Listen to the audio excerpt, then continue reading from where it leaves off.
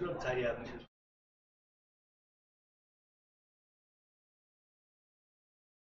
I don't remember Carl showed that. Both columns. Yeah. Next thing I'll do, because I was speaking before us on their first day, they were watching like the other cohort before them. They did. Yeah, they didn't want to like the side was like.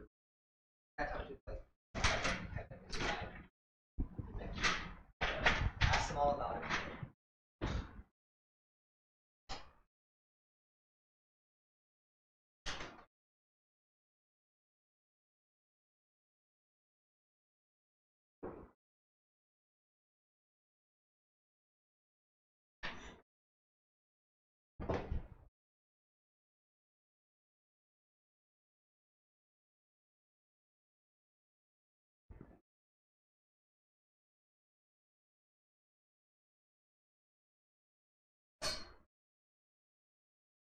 Oh, wrong channel. Vic. How engaging is Vic with questions, Victoria? Not very.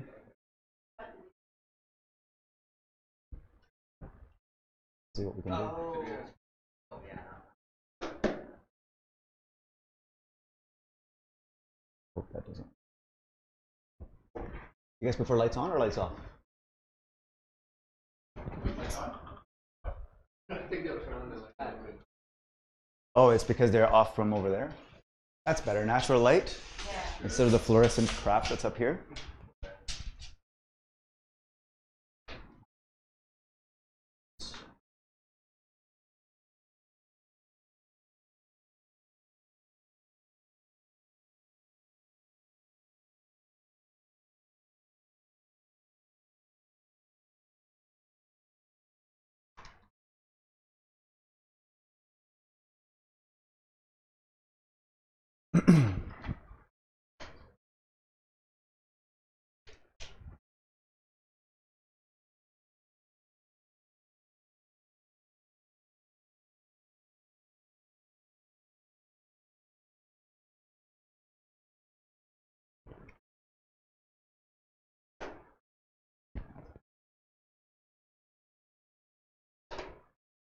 I'm not usually late.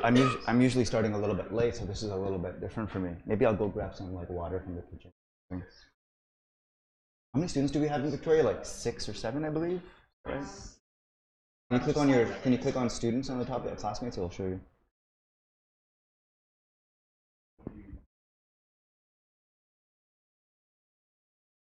7, did you say? I think 5 or 6.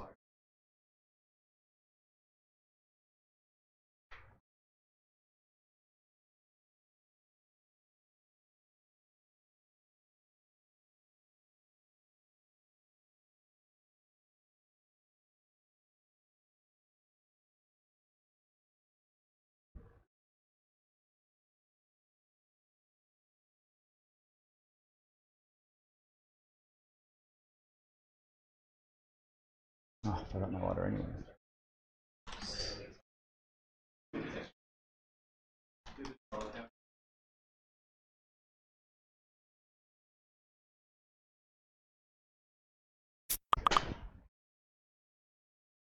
Just gonna quickly grab some coffee from the kitchen. You guys have a minute as well if you wanna do that.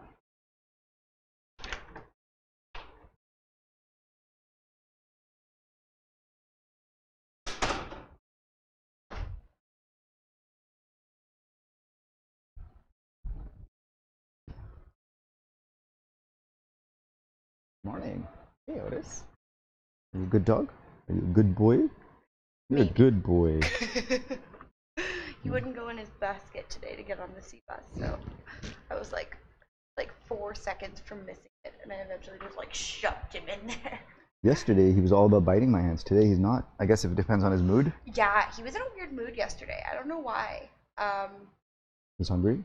Or he's just like, I think he's just uncomfortable. It's so hot that he just like doesn't understand, and so he gets into like, I need to be playing now. And then today he's like super. Nice. Which is how I prefer. I took a nap yesterday. My wife likes to take naps, and so I was like, I'll join her for a nap. Yeah. She woke up, went to the gym, did all her did her thing. I just didn't wake up. Slept through the entire day and night. Oh my god. So I went to bed at like 5, and I woke up this morning. Isn't that awesome? I guess so. I feel great.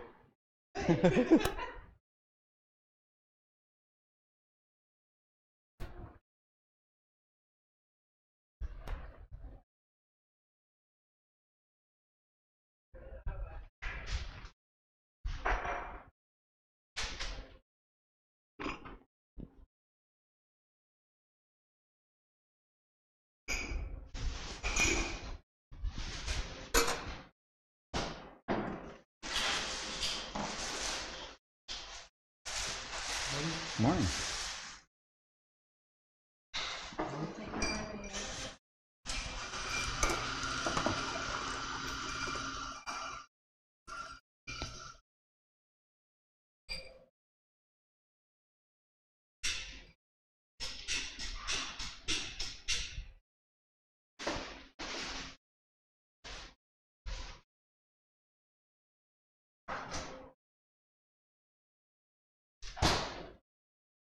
Dinner has 7 ingredients. It's the world we live in. It's our fault. It's what we chose.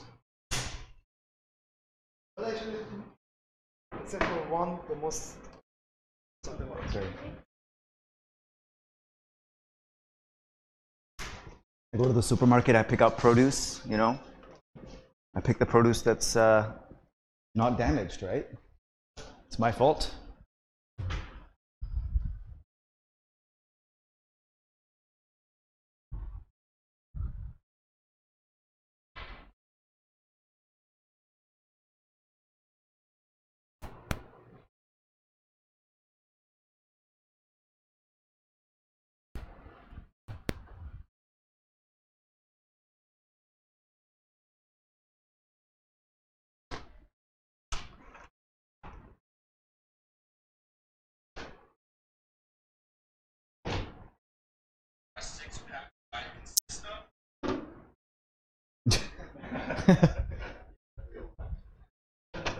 Oops, I had my volume on. Not oops, I clicked on that ad. I actually did not really it just showed. Yeah. That's so annoying. See?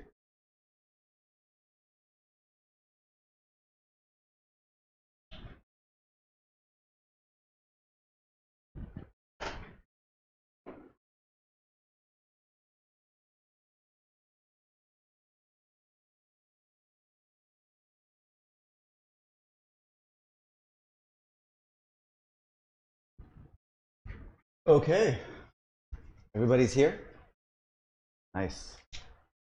And I believe Victoria's all there, so that's good. I think this is my first lecture with this cohort. Holy shit. Definitely a bit unusual for me.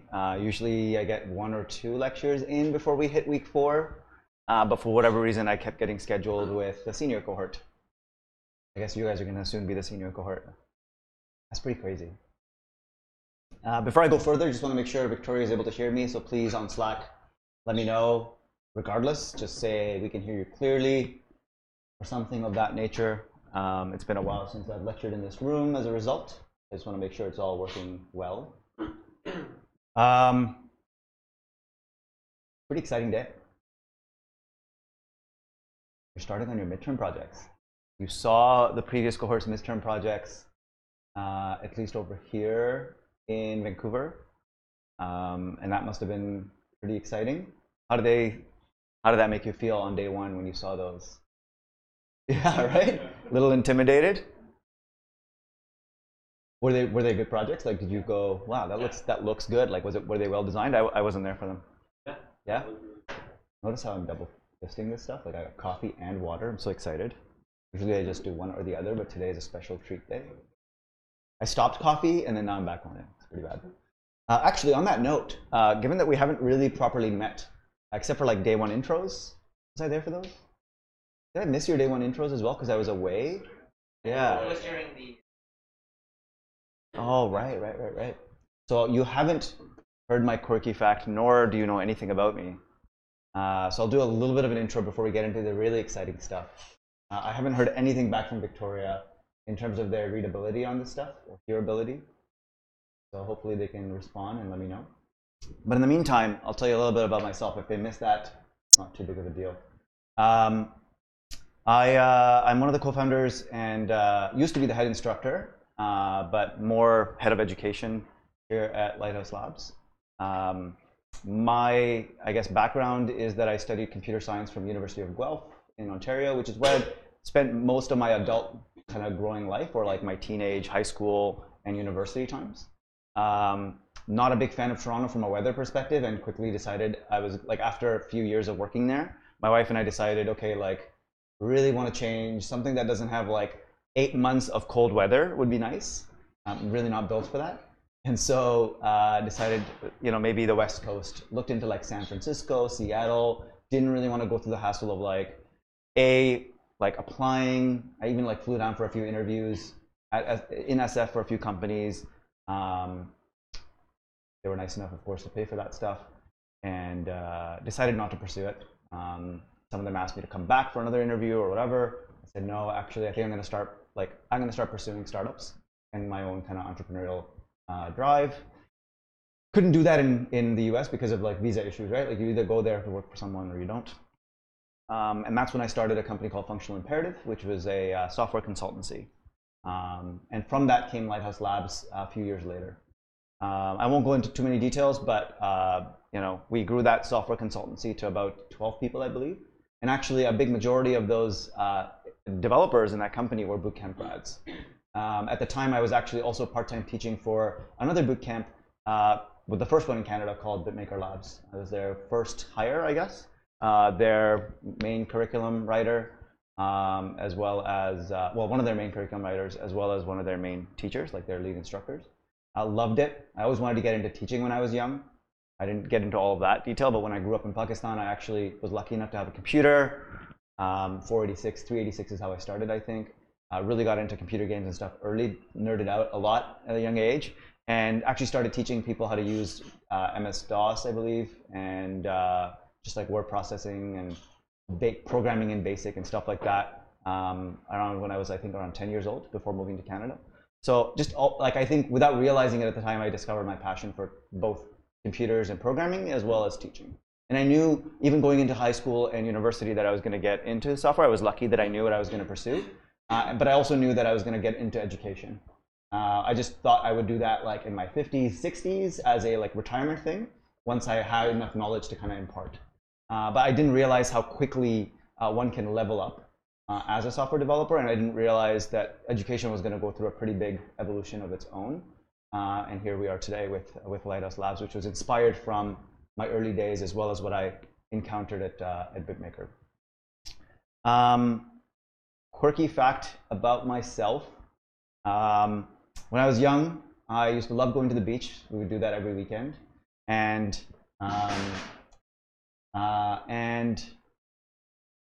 I would, as a kid, like I was pretty young, love to go in the water. And guess what I'd love to do when I went in the water as a kid? I used to love drinking the water. I would love drinking the seawater. It tasted so good. And even today, when I go into like ocean water, I have a temptation to drink it. Like I used to gulp this stuff. And then every time I do that, I get like super dehydrated, probably, right? From all the salt water. And by the way, this is like coastal Pakistan, like not the cleanest water in like a 20 million, 30 million person city. I used to throw up pretty much every time. And I think it's what's contributed to probably what is today some brain damage through all the mercury poisoning. But here I am. Anyway, so that's me in a nutshell. Feel free to Slack me anytime on the student Slack, or once you graduate on the alumni Slack, which you'll be moved to. You know, I still have alumni from 2013, 2014, 15 onwards that Slack me once in a while. To just ask me a question, technical or education or open source. Those are the things that I really like nerding out about. I personally really admire people who are always thinking about change. I see myself as someone like that. I love change. In terms of my previous career and all the different startups I worked at, I think the longest I lasted at a startup was like 2 years as a developer. Maybe that's good, maybe that's bad. It really depends on your perspective and your lens, the lens that you're wearing at the time. But I just like the idea of constantly evolving, and I see myself as a lifelong learner. And I like to think of our students, most of our students, I believe, if not all of them, are that, and that's why you're here, I hope. This is a means to an end, right? Like, you want to be a developer, you want to make stuff. Hopefully you find that very, very interesting and exciting. But who knows what that will lead to, right? You'll do that for X amount of years, and maybe you'll evolve into something even more exciting at the time for you, right? And that's all good. So I'm constantly trying to learn new things. Right now I started taking Spanish classes in the evenings, but then I found I was getting overwhelmed with too many things. I'm also trying to learn to fly a small plane. That's been going on since 2013, since I started Lighthouse Labs, and because of my startup, it's definitely been kind of rocky in terms of being able to dedicate time to it, but I'm pretty close to giving my test, pretty excited for that. And then I'll pursue things like sailing, and I really want to get into woodworking and making things with my hands, because I really suck at that. I can't even I can't repair small things, and I can't change the tire on my car. I'm a muggle when it comes to hands-on in the real world. So I'd like to fix that about myself. Anyway, lots of rambling about myself. Let's talk about today. So today, this lecture, this class, is really going to set the tone for how your next few days are going to go. This is probably one of the most exciting weeks you'll have in boot camp, from what I've heard from students, and also one of the most intense weeks that you'll have. So why is that? You have essentially today where you'll be doing very little code if you're doing it right, and then tomorrow you'll really start to write code, which will be Thursday. So you have Thursday, Friday, and then Monday is your demo. So that's a WTF moment for some of you maybe, where you're going, how do we have enough time? So yes, you can imagine that this weekend will be a very intense weekend for you compared to even the previous weekends that you've had. Right? Also, it's fun. So it's intense, but you want to be there, I think, because this is the kind of stuff where for the first time in boot camp, you're going to be working together, and that'll bring its challenges, but also its rewards, right? In our old curriculum, this used to be whatever you'd like to build, build it in whatever way that you want. And so it was very open, and that was, great on the creativity front, where you didn't have a list of projects to choose from, but it led to a lot of today being spent just figuring out what you wanted to build versus how to build it. And so we optimized that a lot about 2 years ago when we recreated our curriculum to be more JavaScript centric and to have more project-based learning. We really kind of scoped it out, and I was really nervous because I was like, oh, we're taking away some of that creative, I want to build whatever I want to build, or as a group. But actually, and we ran 2 courses side by side with the old and the new curriculum, and to my surprise, but pleasantly, it was actually really well received in terms of no, we prefer the constraints and be able to focus on something instead of just having a very open-ended midterm project. So that justifies that. So let's talk about, so this lecture is really going to be talking about helping you ensure, maybe ensure is a strong word, promote, encourage success during these few days that you have to get something that's going to be as exciting, if not more exciting, than the stuff that you saw from the previous cohort, right? That's the goal. What are the primary goals, actually, of the midterm project? Maybe there isn't one, so I maybe pluralize it for that reason, but what are the primary goals? All knowledge, everything, all skills apply to project. Yeah, take everything you've learned since the prep course up until now and apply it to a project that kind of everything comes together. Even stuff from yesterday, like connects, right? Absolutely. Yeah, learning to work as a group. This is actually when I don't know if questions came up from the previous group that presented to you guys, but one of the things that they normally say as the most challenging part of the midterm project was dealing with collaboration. There's the human element, but there's also the technology element, right? Git, branching, merging. That's why we deferred branching and merging, which used to be on day 1 of the curriculum, which didn't really end up doing too much of, to more recently in the curriculum, so that it's more fresh in your mind. And then we also have an exercise, I believe it's today, that has more Git collaboration in it, right? So make sure that, don't take that as like, oh, I want to focus on my midterm, I'm not going to worry on this Git collaboration exercise. Pay careful attention to that because it will save you hours. Oh, it was yesterday. Perfect, perfect, yeah. I think it used to be today and we moved it. Excellent. Victoria, by the way, I heard that you guys don't ask a lot of questions. I won't say who ratted you out over here, but please feel free to chime in with questions or comments. I'm looking at the screen, so I have direct kind of access to the questions, so hopefully I won't miss them. I see that Sam is typing, which is great. Nice to meet you, Sam.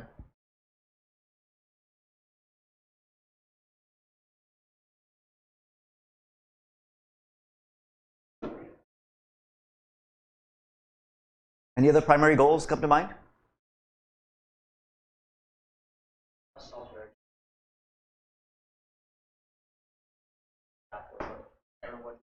Foundation, yeah. Yeah, those are get taught of it.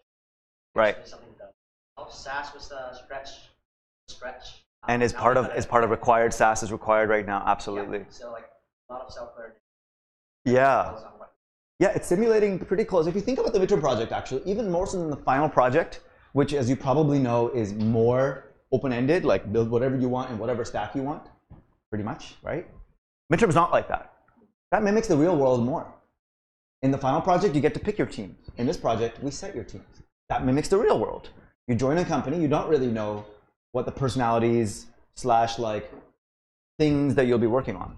The product, you know, like is kind of chosen for you, right? Like, yeah, you interview at a company and all of that, but there's like a project, and you kind of have to align on that project and build it.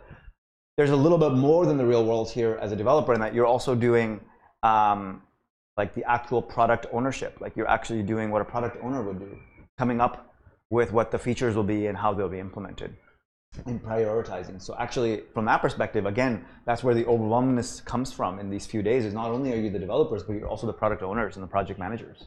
You're doing like 3-4 roles all at once, right? So it's real world plus condensed in a short amount of time. So there's a lot of risk that comes with that, but that is definitely, your answer is very good in that there's a lot of self-learning, but there's also a lot of mimicking the real world. That's another primary goal. So Sam mentioned that we have a substantial broadcast delay, which is interesting. I'm guessing by substantial, he means like 8 to 10 seconds, but let me know if that's more. Either way, though, you can still ask questions, and I'll you know, especially in a lecture like this, it's very easy to come back and talk to things because there's no code being talked about today, right? It's very much that product ownership and how do you approach this thing that we're going to be talking about. So I apologize for the delay, but it shouldn't affect us in this lecture too much. Okay, so first thing you're going to do, if you haven't already, hopefully you've already done it, is with your assigned groups, you're going to pick a project. Right? Don't worry too much about, oh, what is the other group picking? I'm not going to pick that project. Because everybody here in Vancouver picked their project. There's 3 groups here. Yes, yes, and yes. Awesome. Out of curiosity, what did people pick here? Card game. Which one? Card game. Oh, card game. Yeah. Okay, interesting. I'll just leave it at that. Yeah. Yeah. Food pickup, nice. Yeah, food pickup. One of my favorite startups it's Toronto-based. It hasn't come to Vancouver yet. It's called Ritual. This is basically mocked after Ritual. But there's one in Vancouver, Click Dishes or something like that. Skip the Dishes is another one. I think they're both names. DoorDash is more delivery. But this is like you actually go and pick up, so it's a slightly different business model. So really cool. Good to see that. What else? Wikimap. No one picked my favorite one. So my contribution to this list was the Smart To-Do list, which I actually was my like multi-million-dollar startup idea even before Lighthouse, because I actually think this thing has wings. Even though it's like, oh, another to-do list app. Unless you guys know of one, like I always struggle with like organizing my in-the-moment to-do list things because it doesn't self-organize. Because like I had 7 presentations. They're like, That's 7. 5 or 7 that were 4 when you're to do it. So we're like, oh wow, okay. I had nothing to do with that. I had nothing to do with coercing 5 groups to use Smart To-Do List. It looks like Sam's group is using the decision maker. That's awesome. That's a good one as well. Every one of these is slightly different in that, like, you know, the card game is probably the most unique, perhaps, because it is a game, and games are generally quite different and present different challenges.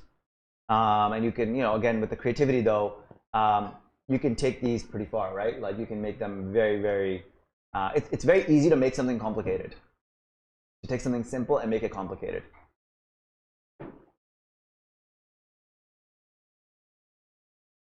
Yeah, you starting off with. Most people just get to one game. Yeah. Very few groups get to multiple games or, like, you know, enhanced features. Oh, yeah, but professional. Are we supposed to like multiplayer, like socket?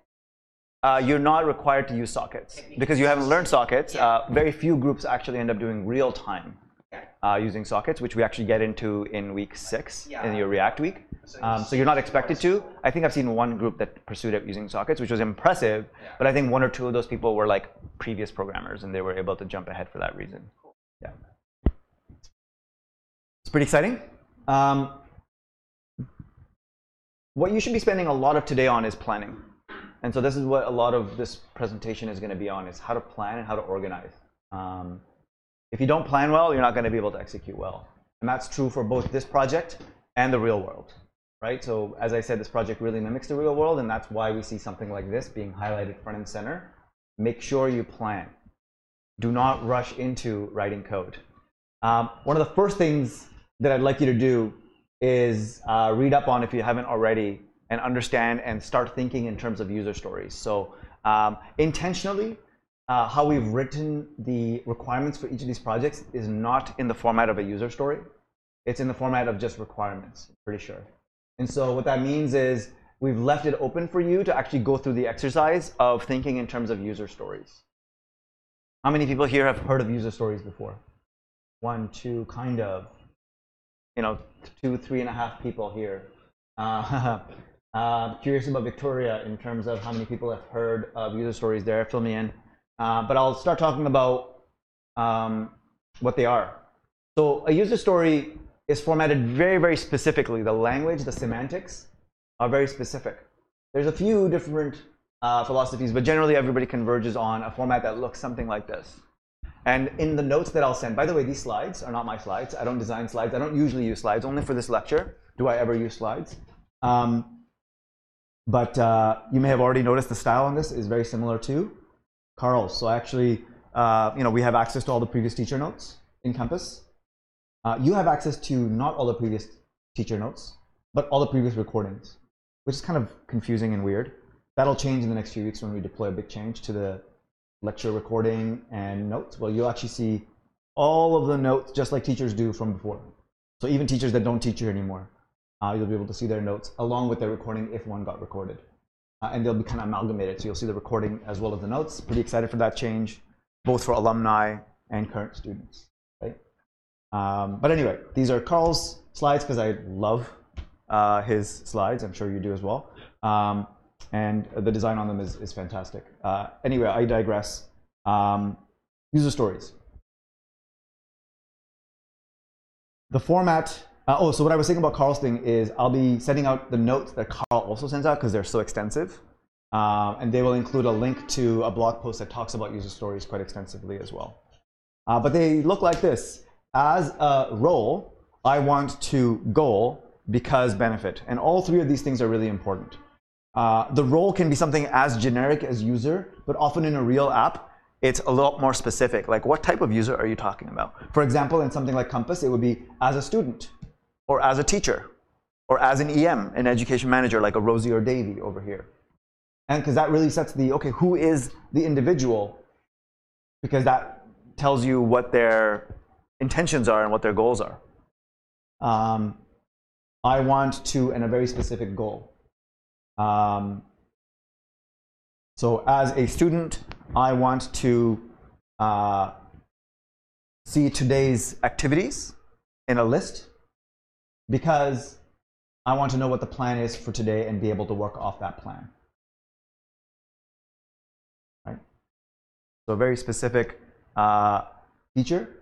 A project shouldn't have hundreds of user stories when it starts off, or even in its like first few years, I would argue, depending of course on the project. I'm talking about real world projects. Therefore, especially in a 2 to 5 day, depending on how you look at this, project for yourself, you shouldn't have, I would argue, more than, I don't know, more than 10 user stories. So try to, you know, keep them at a low number. Yeah, I think that's really, really important. Somebody give me an example of a user story on any domain. Doesn't have to be your project. Anything in the real world. Doesn't have to be an app. Or like maybe it's an app that you use. Let's exercise this a little bit. It does take some time to kind of flex these muscles a little bit, because what's the right amount of abstraction that you're doing, right? How specific should you be? So let's hear it from someone.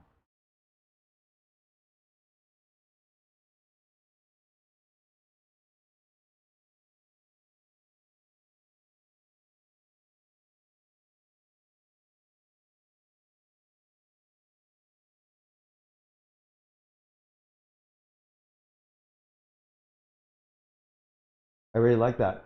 So just to repeat that for everybody as well as for video. As a shopper, I want to experience good customer service because it makes me want to, what was it again? It helps me make better shopping decisions, better consumer decisions. Yeah, that's really, really good. It's telling you about what a big objective of that store, let's say, is. And then from it, different user experience, sub-user experiences can come out of that. So I really like that as a user story. Any others? Victoria, feel free to write one out.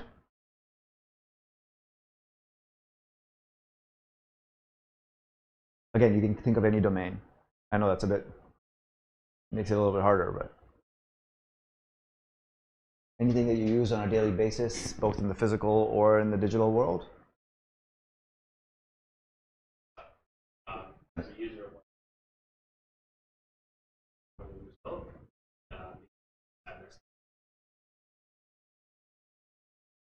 Yeah, that's really good. So as a user of WhatsApp, I want to be able to communicate very specific term, as opposed to send a chat message would be something a bit more specific than like communicate keeps it open, right?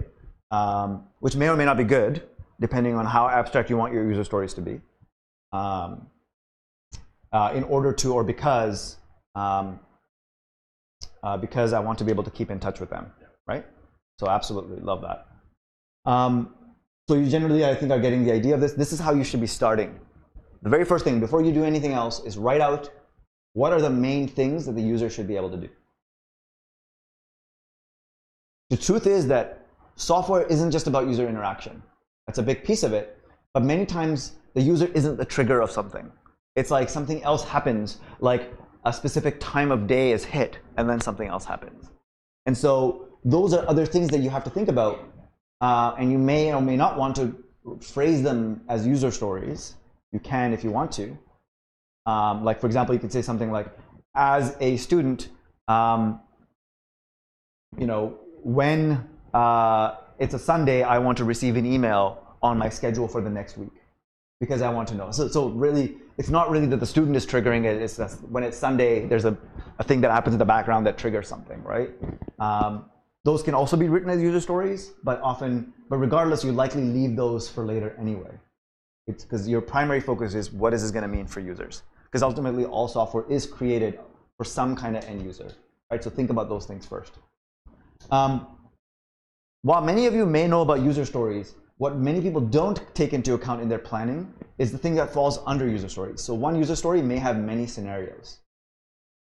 And scenarios help you go more specific into how it's going to work from a user experience standpoint. So user stories are less about user experience and more about user desires and goals.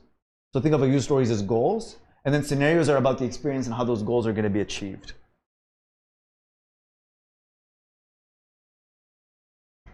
By the way, one of the things I didn't mention about my lecture style is I like to randomly take awkward pauses, ideally in the right time, if there's a satellite cohort, to see what they're saying, but also to if there's questions or comments or personal experiences you want to throw in. This is a great lecture to be throwing in your personal experience. I've had, you know, as you know, there's students from various walks of life that come into bootcamp. We've had previous people that have worked at software companies as product owners or product managers. So they have a lot to share in a lecture like this, right? But nonetheless, if you have experiences or just comments or suggestions or even disagreements, to like, well, actually, what about this? I'd like to challenge this thought. Great lecture to do that. I don't need to get through all the slides. You know, that's not really my goal here. Anyway, in the meantime, while I'm paused, Sam threw out, as a busy individual, I like that, I want to conveniently make decisions among friends because it is difficult to organize a group. Oh, that's really well written. I like that. And it also gives a little bit more context as to the type of user that will use the product as a busy individual, right? Really like it. And the because part is important too. It really helps you really think about why is that a goal of the user anyway? Why is that a goal of your software? So given would be given context, when action, then result. So in my example of, you know, a student being able to see a list of activities for the day, I could say something like, given that I am on a let me think about this a little bit to approach it from different perspectives. Given that I am an active student, an active bootcamp student,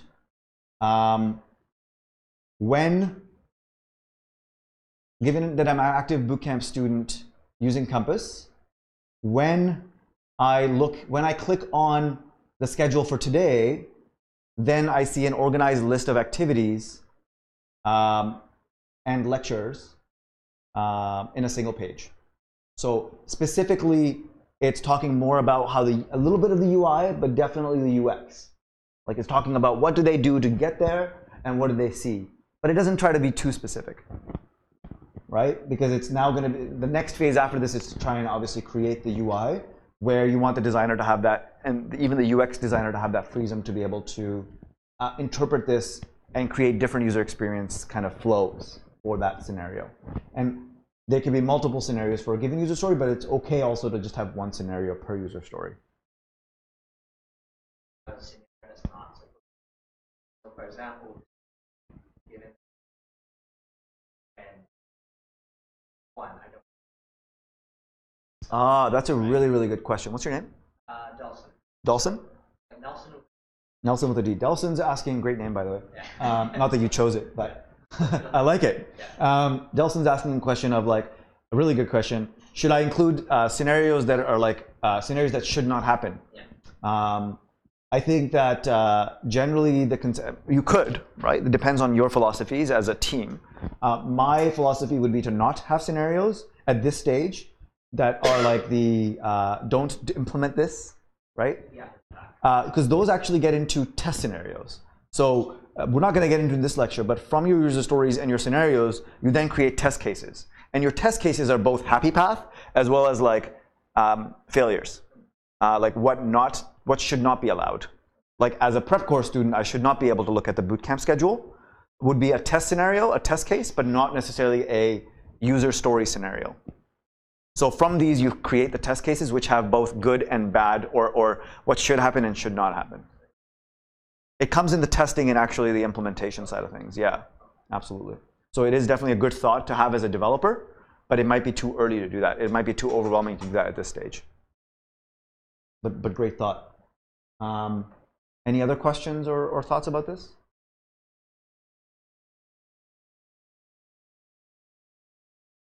Cool. Here's an example from that blog post, I think. I think it uses Medium, the blog post engine, as a domain. So users should be able to save a story is kind of like the way that we've worded things for you as a feature. And then it's, as a user, I want to save a story I'm reading because I found it useful. Really concise, doesn't talk about the UI or the actual UX flow at all. Doesn't talk about how or where, just that this is the goal, right, and why. And then the scenario talks a little bit about the UX. Given that I'm reading a story, so this is where I am, this is what I'm doing, when I tap the bookmark icon to save the story, so this is getting really specific on the UI, like there's an icon, it's got some kind of bookmark aesthetic to it, then it is saved to my save stories. And there might be ands, by the way. For example, in the blog post, it talks about then save it to my save stories and change the icon to represent that it has been saved to my stories. You can have ands in your last part as well. Are we good with that? Any questions? Awkward pause?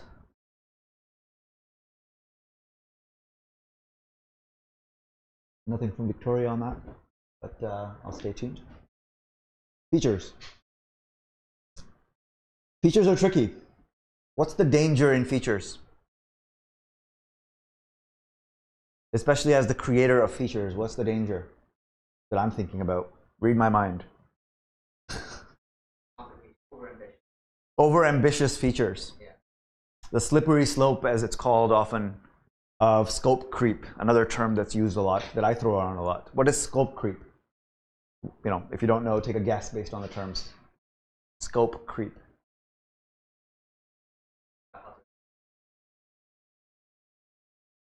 Yeah, you either advance that feature further and further and make it more and more complicated from a design or implementation standpoint. That leads to potentially even starts bleeding into other features. Or you're just, as an excited entrepreneur, and believe me, as somebody who consulted with startups as part of Functional Imperative, our dev shop, you really start getting into, they want so many things. And what's the thing that features need? What's the cost of features? Time and energy and money. In this case, not money, but time and energy. And time you do not have. Sound like Yoda there. Time you do not have. So when it comes to choosing your project and the features, you know, getting into multiple games, for example, may not be a luxury that you'll have, right? So even though we give you a bunch of core features in what we've listed out, very few groups actually even get through all the core features, right? They have to balance a bunch of different priorities. Features are a priority. What's another priority of this midterm project? Completion, quality. Exactly what I was thinking. Well, there's a fourth one, or there's another one there that kind of goes off quality. But completion, can you elaborate more on completion? What do you mean? Having something to show, exactly. A demoable product. Because what you don't want to show up is on Monday and just talk about something you were going to build and not have anything to show for. That's very infrequent that that's happened. I can only think of like one instance where that happened. And that's not great, right? So you want to avoid that. And then also you want something that actually looks good when you're showing it, not something that's black and white. So you're balancing features and design, which is the quality piece, right? We like to think that we're devs and we really like are going to be critical on the feature side of things and how they're implemented in the technology, but we're just as much suckers for design as any other consumer, right? Especially when you're demoing something to an audience. Sprite, their slogan got it right. What is it? Image is everything. Isn't that Sprite's slogan? I think it's Sprite's. Oh yeah, maybe it's not Sprite. Maybe it's both. Maybe they switched from that to Obey Your Thirst. Why would they go with image and everything? What does Sprite have to do with image is everything? Maybe I got that wrong. But anyway, there's a company out there where they say image is everything. And even though we'd like to think that we are beyond that we're not easily manipulated by perception, by the design of something, we are very easily manipulated by that. And so especially for your final project, but even for your midterm project, you definitely want to have a good, healthy balance between features and design. It's like, cool news, but it doesn't look good. Exactly. It could be the best thing, right? But if it doesn't look great, as a startup, if I'm pitching it to investors, for example, to be able to actually get it off the ground, designs, even the slides that they use to present to investors have to be well designed. The idea itself, even though it's brilliant, the team itself, maybe they're brilliant, if it's not well designed and well presented, forget about it, right? So it applies to all aspects of your audience, not just the midterm project. But there's another goal that we forgot about, which is learning, which is why we're here, right? So probably one of the most important goals is build features, have good design, and get it done. And through that, through osmosis of that, you'll get good learning, especially if you achieve all three of those things, right? That's the hypothesis here. And when it comes to startups and doing something quickly and aggressively to meet short timelines and to get it off the ground, you may have heard the term MVP. How many people here have heard the term MVP? Quite a few hands go up. If you're sports enthusiasts, you may be thinking of most valuable player. I think I'd actually think about that because I don't watch the sports. But in the startup world and in the software world, it's actually a lean startup or lean entrepreneurial term. I don't know who coined it exactly. Was it Eric Ries himself, or was it something before that and he just put it in his famous book? I'm not sure. But minimum viable product is a word that's thrown around a lot, especially in the startup space, but even in the enterprise space. Big banks like RBC, CIBC have started labs where they have startups that they fund that are obviously in the fintech space, and they operate just like startups, and it's really impressive to see, and they're doing it really well actually. So this is a term you'll see even in enterprise in companies like TELUS and Hootsuite and big banks. So it's a good one to know. What does it stand for? Minimum viable product. Yeah. Minimum, specifically in terms of like, do the least amount of work from a feature standpoint, right? Avoid the scope creep. Really, really pay attention to that. Fight that part of yourself that's going to want to do the thing that would be really cool. But also make it viable. Think about what problem you're trying to solve, and while you're trying to keep it at a minimum, is it actually solving that problem for the users that you're trying to solve it for? So is it actually a usable product? And that's this piece as well. It actually has to be usable, right? It has to be a cohesive product. So what's MVP for you for the midterm or for the Found project? It's really actually not the exact same as MVP for a startup, if you think about it. For you, it's minimum viable, demoable product. And so you actually have to throw in like that D, which may slightly change the priorities that you have versus that a startup has that they're trying to use. When a startup is creating MVP, they have two goals in mind, usually, depending. One primary goal is to validate. Every startup, when they create an MVP, the main goal is this actually a viable solution to a problem? And the reason they're going to quickly create something is because they don't know. It's a hypothesis. And they want to validate the users through user acceptance testing will either reject or accept this as a viable product. And then they'll further build on it. The secondary goal that many startups have, but not all, is to raise money with that validated idea. They may not have to. They may already have access to the funds, but they're being smart with their money, right? But often, they also have the minimum viable demoable product milestone before they hit the minimum viable product milestone, which is going to be similar to your milestone of like, oh, we will not implement X, Y, and Z that actually is required for people to use it because we're in demo stage. Investors, when we demo it within that 20 minutes, will not need to see everything. So we'll hide features or not even implement features X and Y, and we'll just talk to them because they're more difficult or they're not as necessary for the demo. And we'll talk to that a little bit as well. There's some tips and tricks in this presentation with regards to the minimum viable demoable product. Right? But ultimately, what MVP allows you to do, again, going back to the features, is avoid the wouldn't it be cool, or minimize the wouldn't it be cool. There's definitely a healthy amount of this that you want in your project. Maybe on the design side though, maybe when it looks, maybe in the aesthetic side. Wouldn't it be cool if this looked good, right? Or wouldn't it be cool if we had something to showcase, to demo? That's really where you ought to take that wouldn't it be cool instead of trying to talk about wouldn't it be cool if we had feature X. Because for you, again, that time constraint is even more so than that startup that is going to be demoing something to their investors or to their groups of users. Right? How are we doing? Are you guys finding value in this? Good temperature check. Any questions, thoughts, personal experiences you want to throw in there? Yep. Yeah, I think it varies a lot.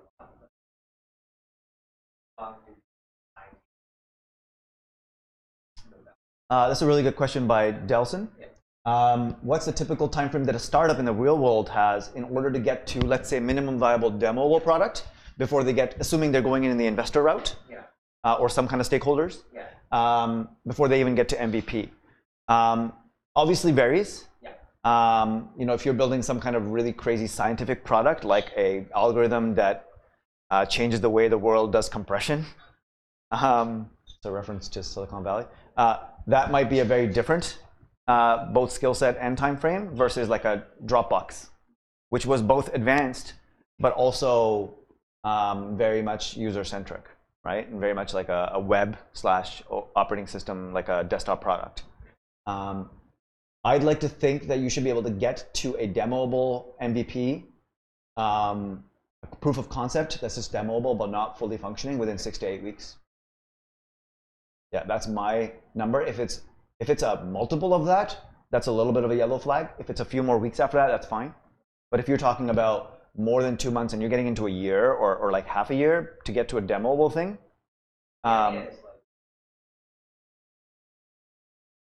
yeah, so to a product, it might be a little bit more than 6 to 8 weeks. It might be like an additional month or two on top of that, which is a usable product, the actual MVP, where you can actually put it in front of users and see how they interact. So that might be in the 3 to 4 months, 3 to 6 months mark. But in terms of demoable to investors, especially because your runway is short and your funds are limited, an entrepreneur might be bankrolling that. You know, if I was that entrepreneur, I would push my team to be looking at 6 to 10 weeks sort of thing. Yeah. Now, parallel to that, I might be also getting mock-ups and stuff that I'm not including in that, right? I'm talking about we've done some of that planning work, and we're really now executing on the code, is what I was thinking in my mind when I said 6 to 8 weeks, just to be clear on that. Because the whole design cycle might take another 6 to 8 weeks, or might take 2 or 3 weeks, something like that, right? In an aggressive time schedule. Thanks for the thumbs up, Sam. Hopefully you have other students there with you that also want to chime in. Hint. Any other thoughts, questions before we continue?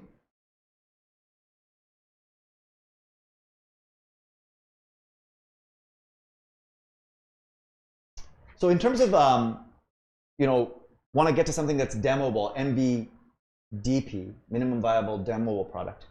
Here's an example in terms of tips and tricks as a hack. You've seen this before? Is that why you're nodding? No? You're excited by it. Why are you excited by it? Yeah, forms are a pain, and user authentication is something that almost every app will have. Will you be demoing user authentication? Was it demoed to you in the midterm projects? Hopefully the answer is no. Hopefully they listened and they didn't demo that. Is it something that's needed for an MVP? Yes. But is it needed for an MVDP? No. What is this code doing? I'm just going to leave it up for a second and then let you kind of read it, because I am aware that putting code up there that I've seen before doesn't mean that you understand what it is in a few seconds.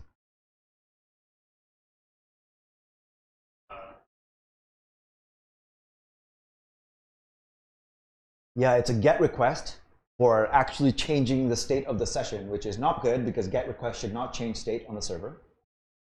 So is this a good implementation? No. But then I ask again, is this a good implementation? And the answer is yes for MVPD or MVDP, right? Because as soon as you do post, you can't just quickly navigate to that in the browser and quickly switch which user is logged in. This gets me the quickest way to log in, where I can type in the URL /login/1, and it's like I submitted a form. And I didn't have to implement a single form with the submit and all of that. So it's the path of least resistance, right? By the time you demo, you may not even have, maybe you prioritize too many features. Maybe you didn't actually get to login. Maybe that's okay, but that's a worthwhile sacrifice, right? Because your goal wasn't MVP, it was the demoable product. Maybe by the time you graduate, or right after you graduate, you'll go back and fix that. But it'll be okay to leave this as is, right, for your demo. And some groups don't. Some groups actually replace it with a form and make it nicely designed, and some groups just leave it like this. This is just one example of a hack so that you can fix this dependency, because any feature you build will likely need a user. So you have this dependency that you're like, crap, we're going to all have to work on this before we can all separate out and work on different features. Well, here's a quick way to just get through that, right? Now you don't have to implement the login and sign out and forgot password and all of that. you'll still need a user's database or table, right? But that's, you know, that's maybe you could even go further and say, maybe before you get here and before you get to a user's table, you say, we're just going to implement features as though there is no user, as though you don't have to log in. And then we'll introduce the user ID column into our games or whatever later on. So we just pretend that there's only one user, like almost that this is a desktop app, right? Yeah, so you might not even want the idea of a user, but then as soon as you get you implement something like games, you may need that right away to be able to have this back and forth between two players. Actually, it is doing user state. More than one person can be logging in and ordering food, pick it up. Right. But now, obviously, we don't need that. We just demo it. One person. That's just. Yep. That's exactly the kind of mentality that you should be going in with this. And this is the kind of stuff you should be thinking about today / early tomorrow. But not before you start doing your user stories and your scenarios and other stuff I'm going to show you, actually. This is kind of jumping ahead in the sense that, like, there's more work to be done before you even start talking about code. But I just wanted to put this slide. I think Carl has this slide later, and I brought it in earlier because I think it aligns really well with MVP, right? Minimum viable demoable product specifically. But I totally agree with what you just said in terms of, like, and as another example. And Sarah from Victoria is saying, we're wondering how presentations will be going, how presentations will be going for, oh, I gotta maybe zoom in properly here.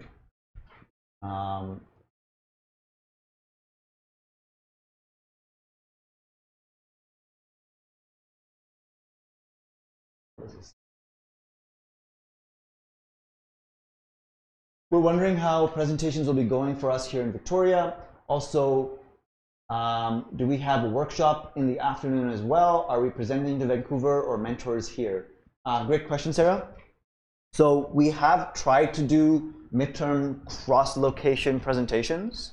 It ends up just being logistically challenging and adds way too much for the new cohort that comes in terms of how many presentations they have to watch and all of that. And so just based on feedback from both the incoming student as well as the presenters, about 6 months or so ago, I don't know exactly when, we decided to just keep them separated. So I believe, I'm not 100% confident, but I believe we'll still continue being, having you present locally to your peers as well as other people. Sometimes what happens with satellite is, unlike in Vancouver, you actually have a few more community people coming in because you don't have a new cohort coming in to present to. So it actually it feels a little bit more like a demo day. But we do that based on the season and all of that. So you may want to talk to your local community manager there to figure that out. So you will not likely be presenting to Vancouver, but you will have your mentors and maybe even other people there to present to. But clarify that with Davey / Rosie, as well as the community manager there. Hopefully that was a good enough answer. Sorry for not having a definitive answer there. Your data model, right? This is another part of your planning. You're now starting to think about, from a software perspective, after all of that, okay, what is my data model going to look like? And this is, again, the skill that we taught you earlier this week of ERDs from day 1 of week 4. It's going to come in handy. Shoot. When I normally start lecture, I start with a joke. And when I got to this slide, I remembered that I forgot to tell my joke. I try to make it relevant. And since this week you covered databases, have you guys heard the SQL walks into a bar joke? SQL statement walks into a bar, walks up to 2 tables and says, may I join you? Right? Quite relevant to this week. Web developer walks right after into the bar and storms out, goes, too many tables, I can't handle the complexity. Anyway, ERDs, something that you will be tackling right after, hopefully, with the other stuff that you've done. Remember the rules, try to have some kind of consistency in terms of how you draw. I would argue that one of the things that I would prefer that's missing in this diagram of Carl's is the one-to-many relationship. It is kind of inferred based on where the user ID is, for example, where the foreign key is. But instead of having to read that, I'd like to see the 1 and infinity sign or that fork, however, whatever the convention we want to use to see that one-to-many relationship within the ERD. But have those entities mapped out.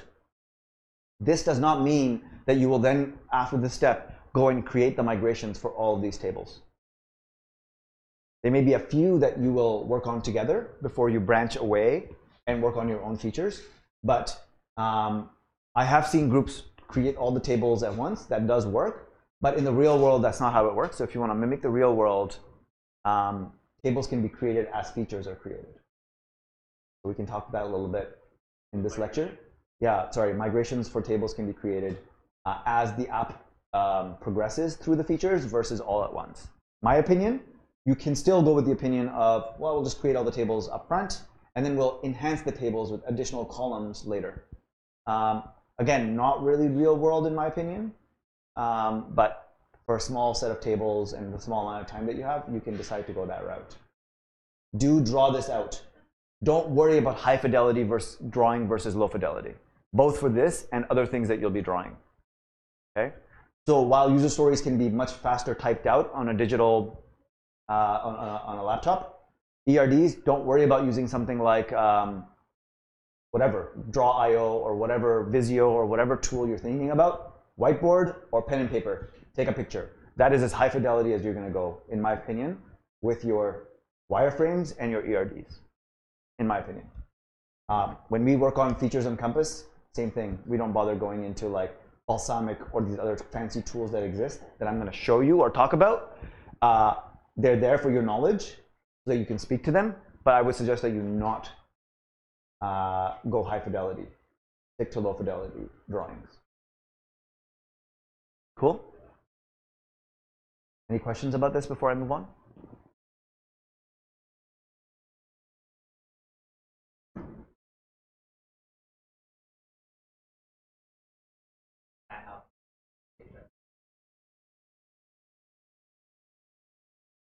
Yeah. So, like, how far do you want?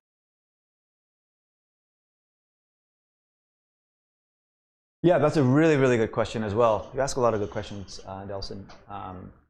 Hint, hint, from other people here. The question is, how far do you go into planning, let's say, the user stories or the ERD, specifically the ERD, in terms of all the columns that are going to be there, because you might have to revisit that. And that's actually the next thing I was going to say is even the user stories or the scenarios. Don't think in terms of waterfall, right? This, which is like do this, then go into this, then go into that, kind of that waterfall approach. Yeah, well, this cascades into this, and you can't go back to this. Think iterative. So it's okay to even go back to your user stories when you realize when you do your ERD that you're missing something in your user stories or your scenarios. Right? And so really you're going to be working on all of these things together and iterating on them. And so as you're working on your ERD or your wireframe, you might realize as you're drawing something on your wireframe, which can come after this, oh, like we forgot this feature altogether. We need to edit and add a scenario, and we need to update our ERD accordingly.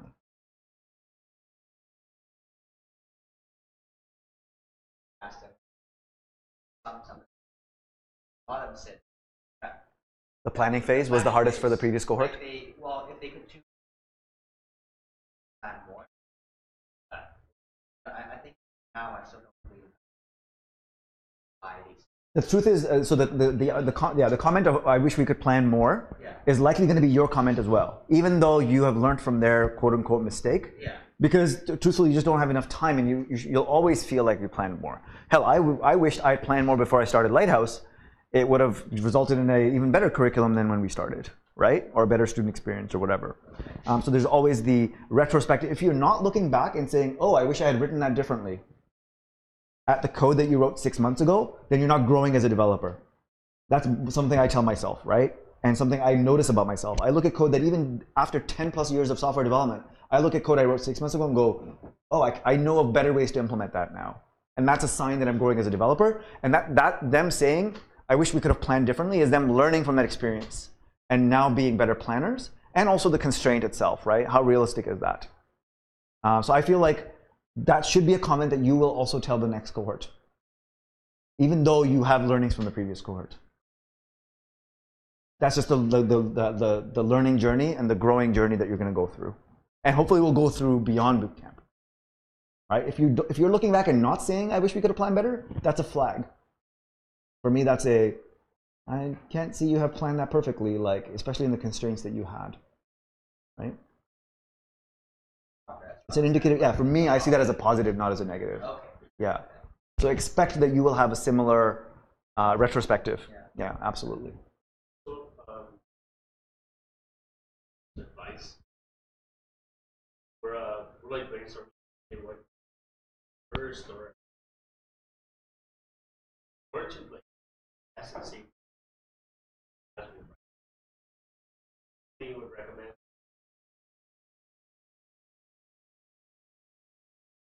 Grab a database. We'll be getting to that. Actually, there's slides on that. So I'm gonna, yeah. And if I don't get to it properly, bring it up then or bring it up after. Yeah. They're coming next as well. Wireframes are coming up. Yeah. So I jumped ahead, but we'll be coming back to them. We'll see either after the break or right now. What are we doing for time? It's 55 after, I'm guessing. It's actually already 10. Let's take a break at this point. And there's a lot of other stuff to cover. So we'll probably go until 11 and not 10:30. We might even go until 11:15 or something. I'm seeing a lot of high energy here, so that's good. I find this lecture challenging because there's no code. And there's a lot of talking, me talking, which is why I'm probing a lot for questions. So please do chime in more after the break as well. Cool beans? All right, see you in 5 minutes. Victoria, now's a good time to throw in any kind of like questions or things. I'm still here if you want to chat with me. Also, Victoria, let me know if you want to jump in on an appearance. I can quickly jump in and do some more live chat if you want for the next 5-10 minutes. Nice. That is a bunch of sharks dancing to the Macarena. There's a question that I wanted to ask, but this one is like specific to the card game, so I didn't want to ask about Yep. it. But actually, let me just make sure, if you see Victoria say anything, I'm prioritizing them during the break, okay? Yeah. Okay, cool. Hit me. But basically, I'm thinking with Tiny App, we did multi-page. We did a multi-page app. Keep going. Yeah, with Tiny App, we did a multi-page app, and then with Twitter, we did a single page. So when it comes to the games, when the criteria says you can play multiple games at once, does that imply you're doing multiple pages, or does that imply like single pages? Oh, it keeps it very open, intentionally, very open, right? And also, you could decide not to do that, right? Yeah. So okay, what so the features are not something that you must hit all of them. The truth is that, And you said most people. especially for the card game, it's hard. For some of the other ones, it's doable. Yeah. Maybe we need to revise the card game a little bit to make it more realistic. So maybe that's on us. But like, I think the card game is probably one of the more difficult projects to hit all the primary goals. Okay, so for the multiple question, what I visualized is it's a web app, right? It's running in a browser. I visualize multiple tabs, and I'm on the same app, but I'm on different tabs, and there could be potentially different games that I'm playing at the same time. Okay. So as a user, I could be active in many different games. Okay, so as long as you are able to play multiple games like parallel, I guess that's the goal. Yeah, even if you only have one type of game, maybe you allow people to be. I'm playing one against you and one against him all at once. Right, and there's no conflicts like. But instead of trying to like implement multiple games in one page, which is more complicated, it's just a matter of like concurrency from a different perspective, which is much natural to a web app, right? Yeah. Because if you think about anything like a CRM, like a Compass. Yeah. You are able to look at multiple activities at the same time. We do that, right? Yeah, it's very natural to a web app to allow multiple interactions at the same time. Okay. Just through the browser and through the stateless nature of HTTP, and just the way that client-server interaction, it's very easy to do multiple tabs, right? Yeah. Although I do like the Twitter stuff better because of how HS requests. Well, I didn't specify in that tab in that game if it's going to be a single-page app like Twitter or a multi-page app. Yeah. But you could have a single-page app experience in both tabs. Let's say I'm playing a card game against you and him. Whether it's going to page refresh for the games or whether it's going to just update the divs is totally up to you. That's a different question. Actually, that didn't even occur. So you have to separate those two things in your head, right? Yeah, like it didn't even occur to me that I could do single page and get multiple tabs. Exactly. I didn't think about that. Well, think about Twitter. You can open up Well, I guess Well, that's Twitter. not purpose Twitter, for yeah, that, Twitter's right? too small for that. Yeah. Okay, cool. I'm just gonna take this. Well, no, this was yesterday. It's some kind of spam call. Okay. Yeah. Okay, and Cool. just I guess curriculum stuff in general, right? With the Twitter, I was trying to do the user login. It was a stretch. The Mongo? Or no, the Twitter app. So yeah, the Twitter has Mongo in it for Mongo for storing users storing and tweets. tweets. Yeah, and users. If you want to do users, you have to actually implement your own collection of users. Correct. Yeah. Yep. So I got that far, but I guess the comment is that I never finished it because I realized how long it would take, and duration on Compass just says like 3 hours. So Is the duration a range or is the duration it's one a number? range. It's So a range. that range actually we don't tell people intentionally. Yeah. One of that number is our estimate. Okay. We don't tell you which one, and one of that number is actual. Okay. Yeah. But like even the So actual as in like what people have previously spent. but the two numbers What are the numbers? like I can't remember 155 to 180 or something. Yeah. I can look it So up. one of them is an But average. basically the upper bound is 180. So maybe that's the actual, and maybe the lower is the actual. Yeah, but I find I'm taking way longer than that. That's okay. So like, That's okay. I just want to know like with login stuff in general because it's kind of relevant to what we're doing for our, Yeah. with our Yeah. midterm. You're leaving that to later, in my opinion. We will, but it should be done. Like, there's a faster way to do this, right? Like, I think it just comes with practice, but like. Oh yeah, I feel I can like- implement user auth blind like with the blindfold on for sure. Like it's the easiest. It's the easiest part as well. Okay. It's just it's not the priority if I'm trying to demo something, Yeah, because I right? guess I was trying to work with Mongo and then trying to make my server talk to the database. It's just practice. Yeah, it's exactly. It's just practice. So coordinating all. and also you were refactoring code. That is actually hard.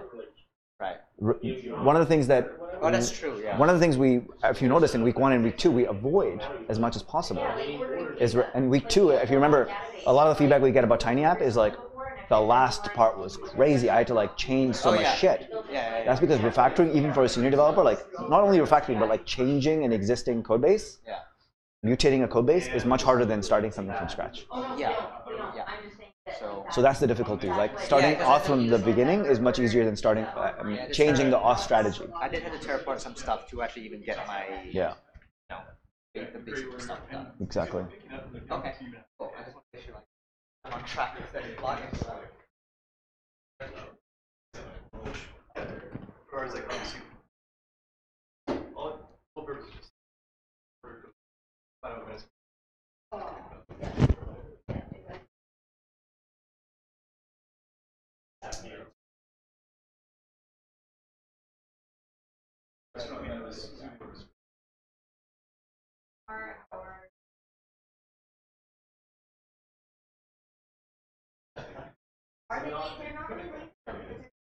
Millennials and Gen Z. Basically us. Not as lazy as people that use Uber. They're willing to go pick it. Honestly, Ritual is amazing, and I use the Dishes app only specifically for one restaurant here, which is Caveman. Is that what it's called? Oh, Caveman is really good. Yeah, so they're on the app, and also like I just for whatever reason I decided to use the app for Caveman, where I just order and then I'm there, and there's a lineup, and I just walk in, look at the cash register, immediately goes, oh yeah, what's your name? Gives me the food. I don't have to pay, nothing. I just walk out. It's awesome. And in Toronto, it's like everywhere. Ritual's everywhere. Really? Yeah. I look at their page, like they use the theme from Bootstrap, like 50 bucks. No way. Yeah. That's amazing. Good for them. Yeah. I was. That's like brownie points. As if I was investing in them, I'd be like, cool. That's a good sign, not a bad sign. Yeah, like their entire. That was like, it really like caught my mind because I went to their website yesterday because it's there's a link on The CEO of Ritual was actually left BitMaker and then went to start, or I think he joined Ritual later. Yeah. It's like exactly that theme. Mm-hmm. Like, and I think they're all over Canada except Vancouver. I think they're in Montreal. They're in a bunch of other places as well. I checked the. And what's really cool is like our office in Toronto uses them because they have like, you could join a team, and the team is like the company usually, like that you work in. People that sit around you, and when somebody orders in your team, you get a notification saying like, KV has just ordered food. Do you want to join in? And so KV can pick it up for you. So this is like the first one. Yeah. That's the website. That's a theme? Yeah, that's the theme. Nice. 15 Awesome. bucks. Yeah. Amazing. Good for them. Yeah. Yeah, like it just instead of like front it says ritual and then buy now is like order now. Yeah. Of course, they modified it. Yeah, but it's exactly. Shall we resume? Everybody's back, right? I'm just going to put this back into. Okay, Victoria, just want to confirm that you're back before we resume.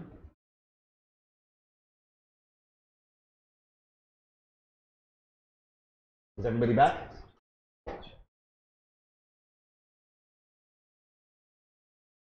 Awesome, thanks, Sam. Okay, so let's continue on. So we talked about user stories, we talked about scenarios, we talked about focusing on the demoable product, and ERDs as well, right? And wireframes and ERDs can come, maybe wireframes comes before, then ERDs, or ERDs before. The truth is that you're going back and forth between all four of these things. But anyway, in this presentation, the next thing to talk about is wireframes, right? Do not skip this for sure. Actually, do not skip any of these. I think the strategy that Carl has that I just picked up on in using these slides is if there's a dark background on his slides, that means it's really important. Is that right? I thought I heard him say that. So anyway, he considers wireframes really important. I agree with him. You know, this is going to really start to visualize how the app will actually interact with the users, or vice versa, right? So you take that user story. As a user, I want to post a photo because I like to share my experiences with friends. And for that user story, you create a wireframe. Or rather, I should say, for that user story and scenario, right? So you may have a wireframe for each scenario within a user story.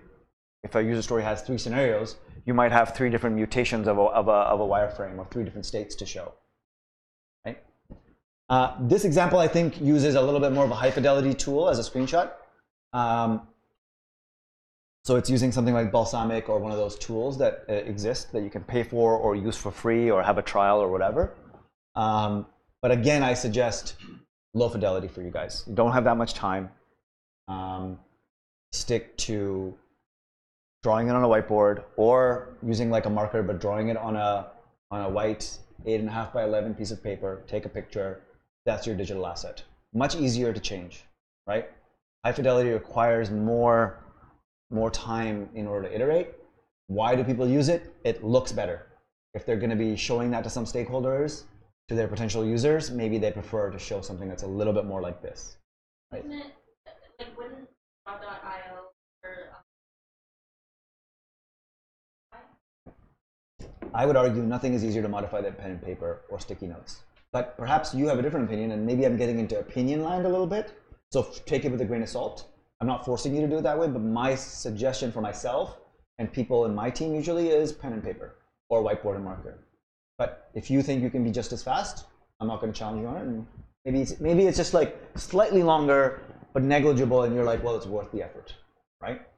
Maybe you'll be using it to show employers when you're doing tech interviews with them. Maybe you want to show them that instead. So it really depends on your goals as well. Maybe your goal actually is to be a full stack web developer, but maybe eventually get more into front end or UX, UI design. Well, you may want to say to your group, actually, I'd like to do this a little bit better. It will take us a little bit more time, but we can draw it out, but maybe I want to take that and make that into something a little bit more high fidelity. Speaking on that note, design is important, especially in your app, right? As we talked about earlier, image is, let's say, almost everything. And so you do want to focus on that.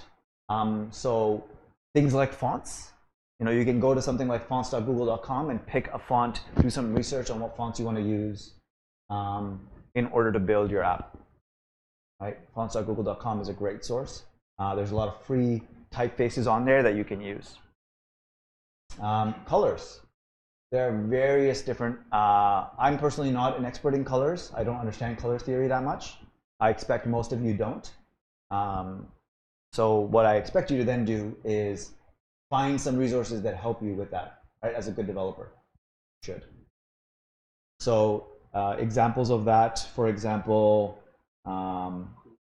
Coolers, ColorMind I really like, right? Like you just refresh and you get a different palette every time. And I think somewhere they actually have the ability to see an admin page and how, yeah, so how the actual color scheme would apply in the UI itself, right? And I think they even have like an example admin. Yeah, so here's an example admin and how it gets affected each time I hit refresh. Or is it when I click generate? See the color scheme change? Really gives me an idea there. There's coolers.co. There's another really popular one, color.adobe.com, that gives you different swatches, and then you can switch between them. Oh my God, that is not a good swatch. Maybe that's one that's I don't know what the story behind that is. Oh, because I'm in create, that's why. Anyway, there's a bunch. So think about that. Think about the design of your thing. Maybe even from the beginning. As soon as you start building something, don't be like, oh yeah, it's okay that it looks black and white like Tiny App. Start with something that looks good, and you'll actually start thinking from a design perspective more, right? In terms of how the UI ought to work. Again, in terms of design, I would strongly encourage you to use a CSS UI framework, both for two reasons. Both for the grid that's kind of behind the scenes that doesn't do anything in terms of visual elements. It's all about organizing the elements themselves. All of these are examples. I think we strong arm you into using Bootstrap or Foundation. But if you really wanted to use Skeleton, and you feel, or sorry, a semantic UI or something, which is another good contender that I like, feel free to use that. I'm not going to restrict you too much if you feel confident that you're instead of using Foundation or Bootstrap, you want to use semantic. That looks better. It's more unique than what the other groups are doing. Fine. The reason to go with Bootstrap, though, in the short time span, from a justification standpoint, is that it's the biggest. And what does it mean to use something that's the biggest? Both it gives you the most amount of features, the most amount of UI elements, but also has the biggest adoption, which means you're going to find the most resources on it, the most other websites that kind of give you ways to customize Bootstrap. So like Wrap Bootstrap or bootstrapthemes.com, those websites exist for Bootstrap, but not as much for semantic UI. Even though I like using semantic UI, I find I struggle with finding easy things that I can just quickly use, and I have to do a lot more of the heavy lifting myself, right? You may not have that luxury. So that's the thing you have to take into account when you're choosing your framework. I suggest, even though you could just go with the grid framework and not use the UI elements, that you try and use the UI elements, but then maybe add a swatch or some kind of customization on top so that it doesn't look too bootstrappy like Compass. One of the things I don't like about Compass is that it looks too bootstrappy, right? We have an internal initiative to change that, but we wish we just never had to deal with a default Bootstrap theme, right? Any questions about that before I move on? Anything from Victoria? Anything? Any questions about the CSS stuff? No? Pretty clear? After you do your wireframes and your ERDs, or while you do your wireframes and your ERDs, you may also want to list out your routes before you actually create your routes in Express. Because the wireframes will actually tell you, like, am I going to a new page that has a form, or is that form actually on the list page? Right? Like, in order to create a new tiny URL, am I going to a new page or am I on the list page? Because that will dictate what my routes look like. So your wireframes will dictate what your routes look like, what your UI, what your flow is. And so plan that out as well before you write it out.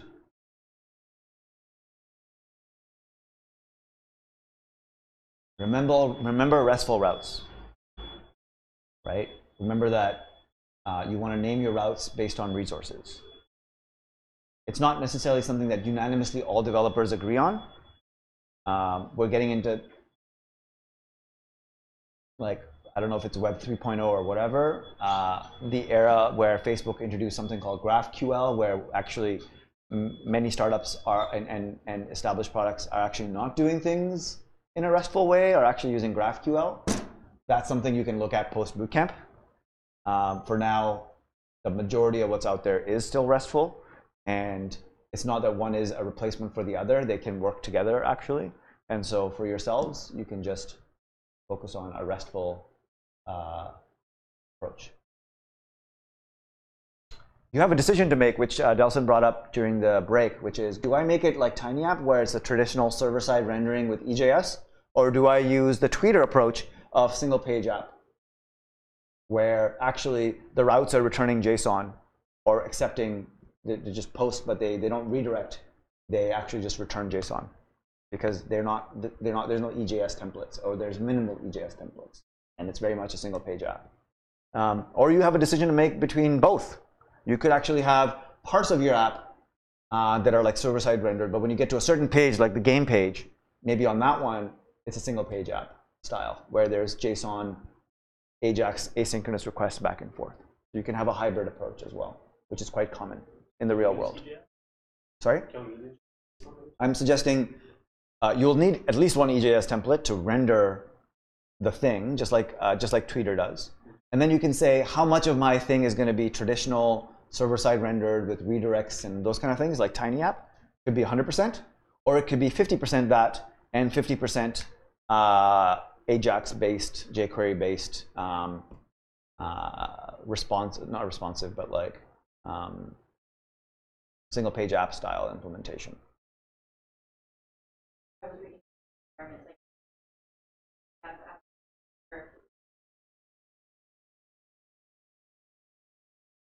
Yeah, you kind of have to use EJS if you're using Express to render your initial template. So you can at least have one, just like Tweeter, but then you can go beyond that or not. I can tell you that single-page app means more code on the front end, but is better potentially from you have more control over the UI a little bit, right? So it really depends. It is a little bit more advanced. So you may not want to do 100% Tweeter style.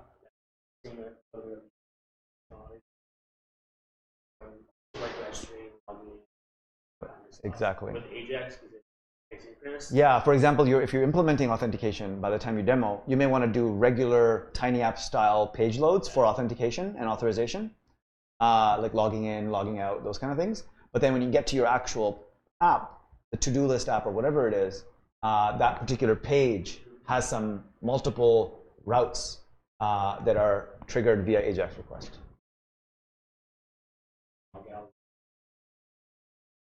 You could implement logout with AJAX and login with AJAX. It's way harder. Yeah. Yeah. Like Yeah. It's way more complicated. Yeah. Exactly. Oh shit. Sarah's saying that they lost me technical difficulties on their end. So I'm just gonna quickly just refresh. Didn't work. Oh, they're back up. Okay, great.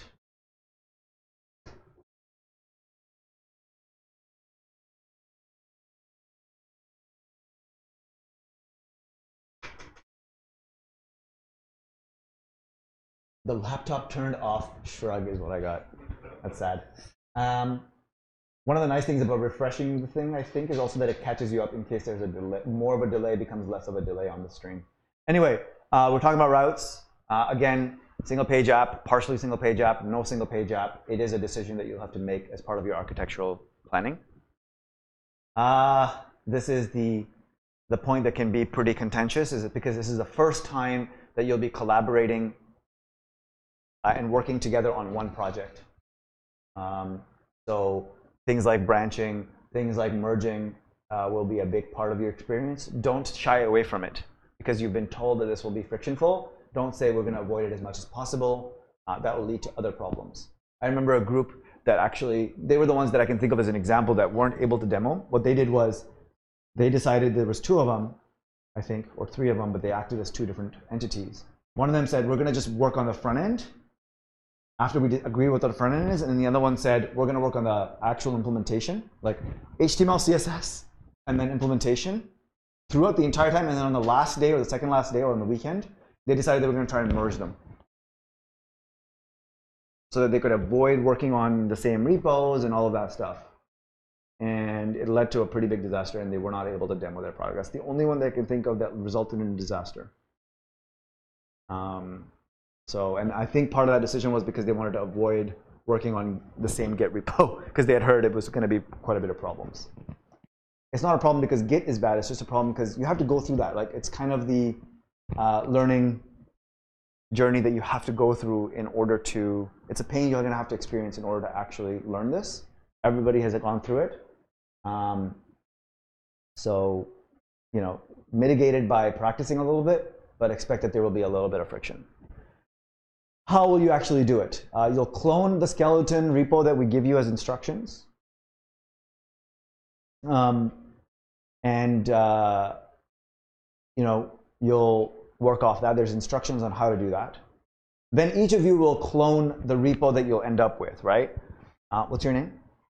Raf. So Raf will maybe have the actual project on his GitHub account. Everybody will be cloning that. Once you're at a point where you feel like you can each work on different features, which we'll talk to a little bit more, you can create different branches for those features. So I encourage you very heavily to work on feature branches. I encourage you to work on short-lived feature branches, not feature branches that will last you for a whole 2 days or something like that. You'll then be programming in that branch. You'll be testing as you go. And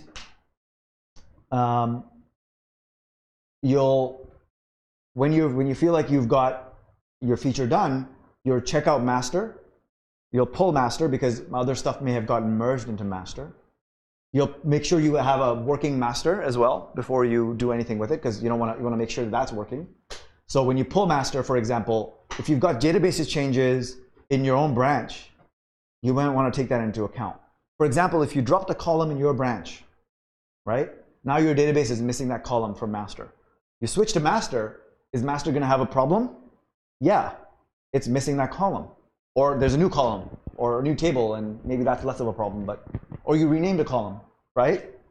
Master is going to have a problem. So you might want to actually, not only are you going to switch to master, you want to make sure your database is what master expects. You do your test. Okay, master is good. You're going to merge your branch into master. Test again. Make sure that's working.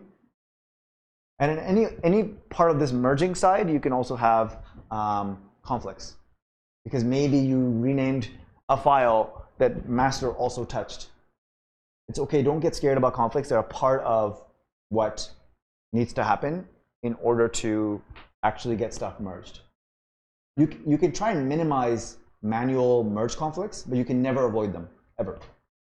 When I'm working on Compass with a team of 2 people, I'm dealing with merge conflicts all the time. I just merged a conflict yesterday, almost every day, right? So it's unavoidable. So don't think that you did something wrong, but it could have been avoided, at least that particular conflict could have been avoided with some good practice.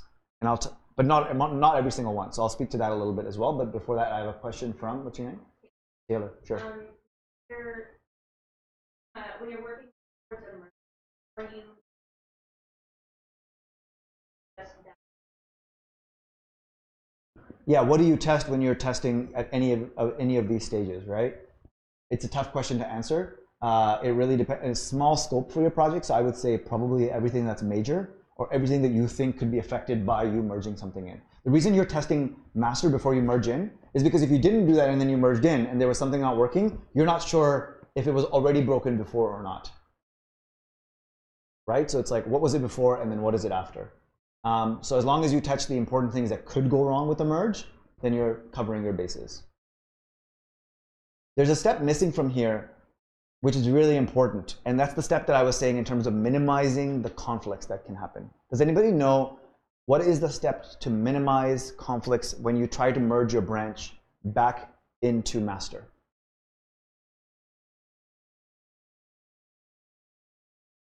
If you don't do what I'm asking you for, you will have a higher likelihood of merge conflicts when merging back into master. What am I speaking to?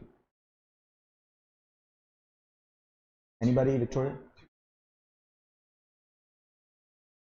Yeah, so actually that's a really good answer, though not what I was thinking. So there's 2 things. One is, sorry, your name? Aaron. Aaron? Aaron was saying better planning in terms of what those different branches are being worked on and how much is overlap and what is the overlap. So good communication amongst the people in before and during the different branches to make sure that they're not make sure, but to minimize the things that they're doing that are going to cause conflicts, right? But there's another thing that's more technical, even after you've done that, that if you don't do what I'm about to say or what you're about to say, you're going to have a higher likelihood and more frequency of merge conflicts when going back into master. Think about it. We've already kind of touched upon it in the collaboration exercise, I think. This thing talks about merging into master, your branch.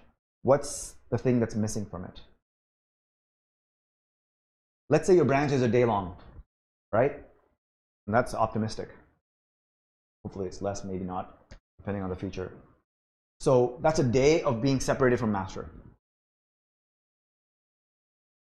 Yeah, what you're doing is you're now a day away from master. Can you avoid that? Let's say there's another 2 people on the team, and they have already merged 3 other branches into master. Your branch is now behind on that stuff, right? And if you don't do what we're about to talk about, your branch is going to not be caught up with that stuff. And that's going to lead to 2 problems, potential problems. One is, when you go back to master, there's a bigger delta. There's a bunch of stuff that happened on master that's going to potentially result in a conflict. Right? Let's say there were 3 other merges that were features or whatever that were put in. Now there's 3 things that could potentially conflict with you. How can you avoid that? I'm throwing a lot of hints out there. How can you avoid it logically? Huh? No. You already have your branch that you merged off master. Exactly. You merge the other way. Frequently check master and merge master into your branch. 2 benefits. You're always caught up with master, which means as new features are added to master, you have those features in your branch. And when it comes time to merge back into master, fewer deltas and less likelihood of conflicts.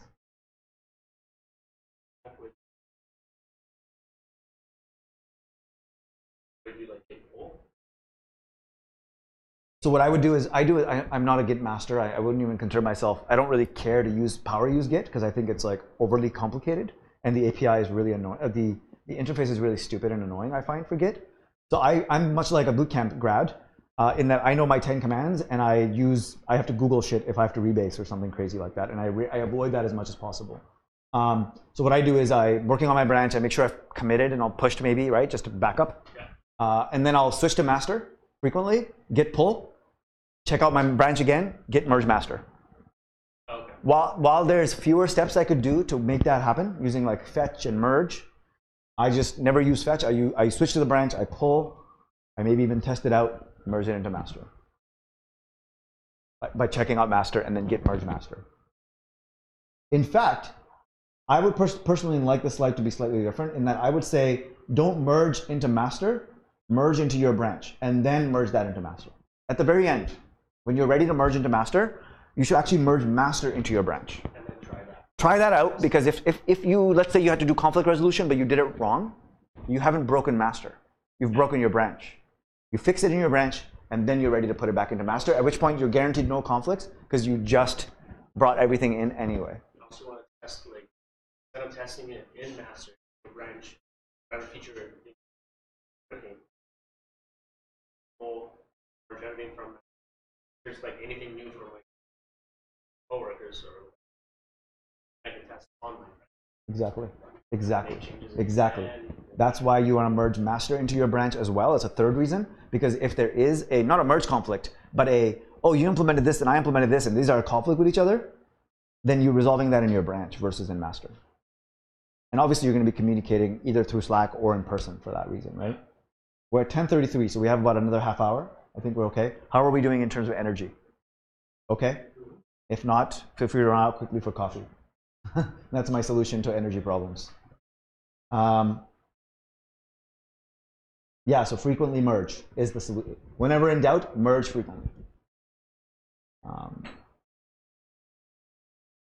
What we're talking about here is something called the Git flow. Merging, branching and merging. It's kind of the Git flow. The Git flow tells you to create another branch called dev. And dev is where you do all the dev and you branch off, and then master is like what's live. You're kind of merging those two and just saying, master is our dev branch. It's our main branch. and anything that's on master is the current code base. It may not be what's live, it may not be what's in production, but it should be in working order. It shouldn't have a half-completed feature. And even that half-completed feature is like in air quotes, because a user story could be half-completed. Like all of user authentication could be half-completed because all you've done is the scenario where they have to sign in, but you haven't done login. But it's not 500ing, right? Like it's not giving you errors trying to log in or trying to sign up. You can still do sign up. You haven't done all of the user story, but it's still a working branch, a working master, right?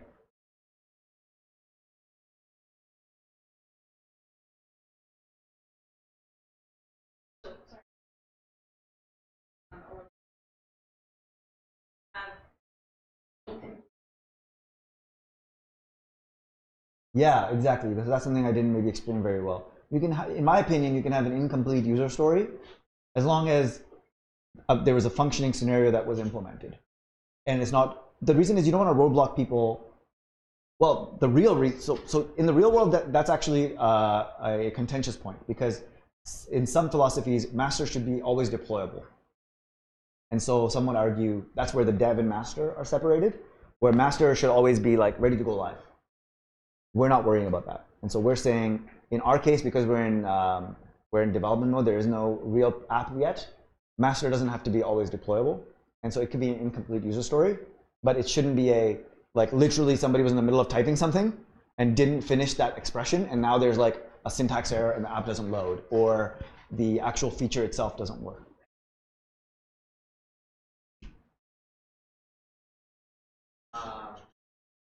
Because I just to get stuff, but then you're playing around with the database match, that database gets affected, that database.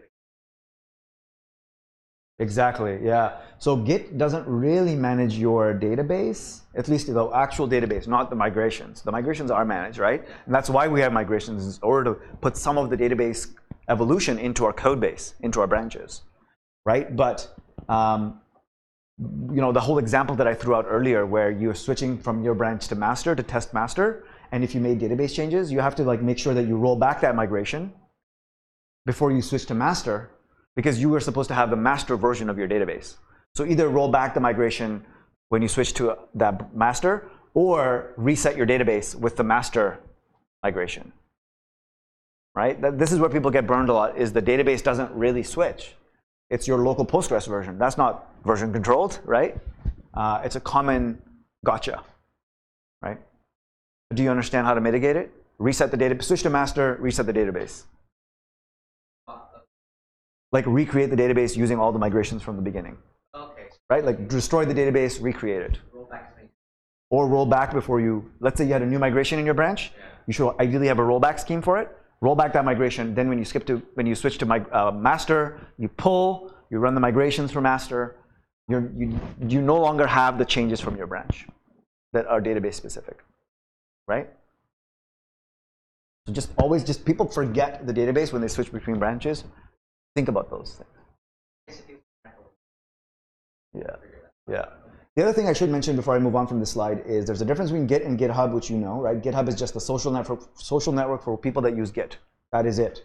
But there is a GitHub flow that a lot of people have adopted in their projects, which we use here internally, which is when I want to merge something into master, I don't actually just do it on my command line. I open up a pull request.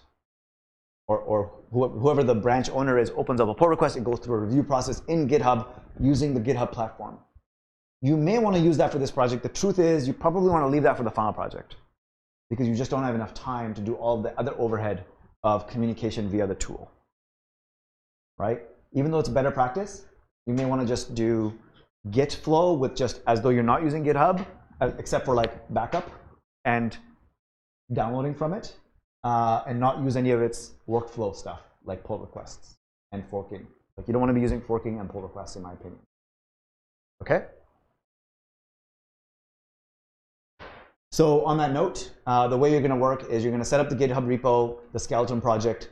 One of you will have it on their thing.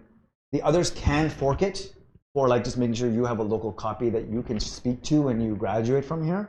But you will not work off your forks. You will work off that master copy that is, let's say, on Raf's GitHub account. And so Raf will have to add everybody else as a collaborator so that they have write access to the repository, not read access. Follow the README right off the bat to get the project working. Everybody sit together and make sure that the project is working on Raf's computer. Then everybody sit together and make sure it's working on everybody else's computer in that team before you start writing code. So this you can do, I would say, after planning. So this is not even something you have to do today. It could be later today or early tomorrow, right? Because this is not a dependency of planning. You don't need to do this in order to plan.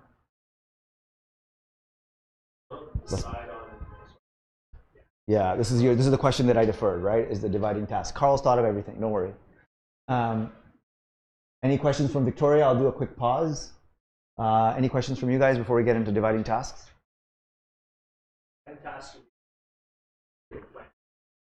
Yeah, I guess it would be during the planning phase, but not planning the features and the scope of the app. It would be the tail end of the planning, perhaps, right? You're good. Okay, Victoria's good. So dividing tasks. This is going to be another make or break for your team.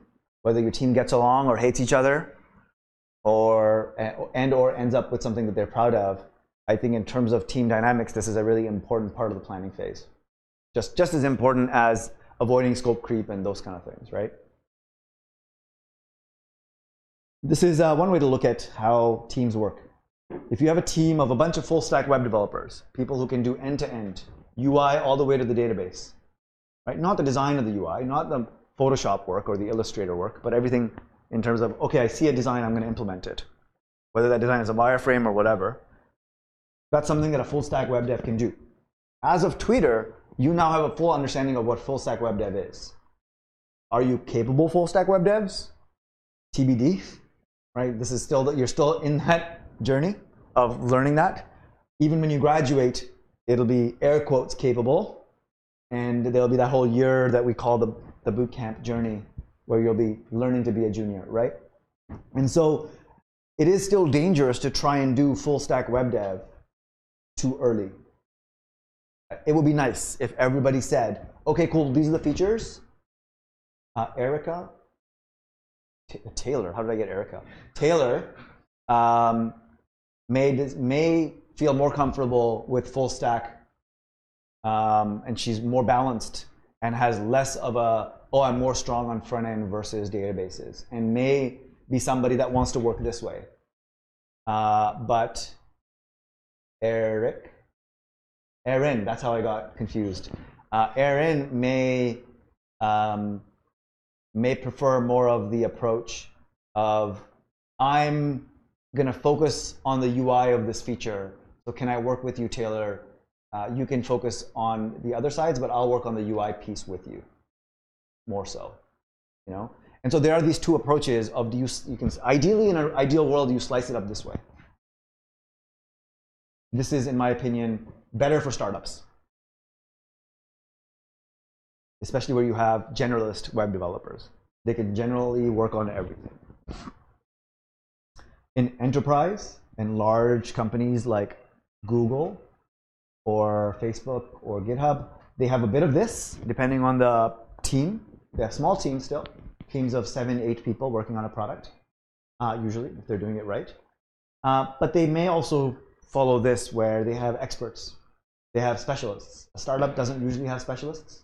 A startup just has a lot of generalists. But a company where like you really need to, you're doing some crazy database stuff, you need a specialist.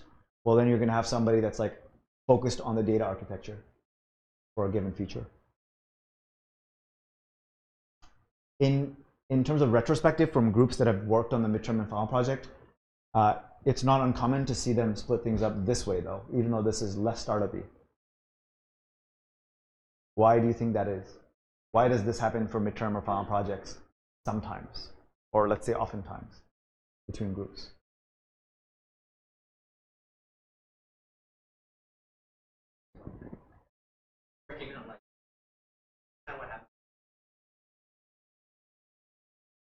Yeah, less likelihood of conflicts is potentially a thing. Because let's say feature A and feature B both need users right off the bat. How are you going to be dealing with that, right? And so there needs to be still a little bit more of the like discussion and dependency conversation before you can work with two different people working on A and B without conflicting with each other and repeating the work that each is doing. You have to think about repetition here. You kind of have to do that problem. You kind of have to think about that stuff here too, though, right? Less so. If you have one person that's responsible for the entire data, then they're not going to be stepping on anybody else's toes that are dealing with data.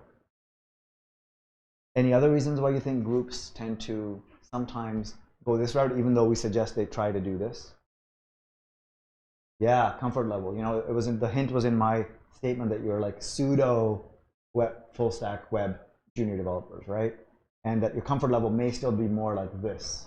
Somebody coming in from a design background, if we're talking about doing good design, the group might say, well, if we want to have good design, why don't we leverage somebody who has that experience?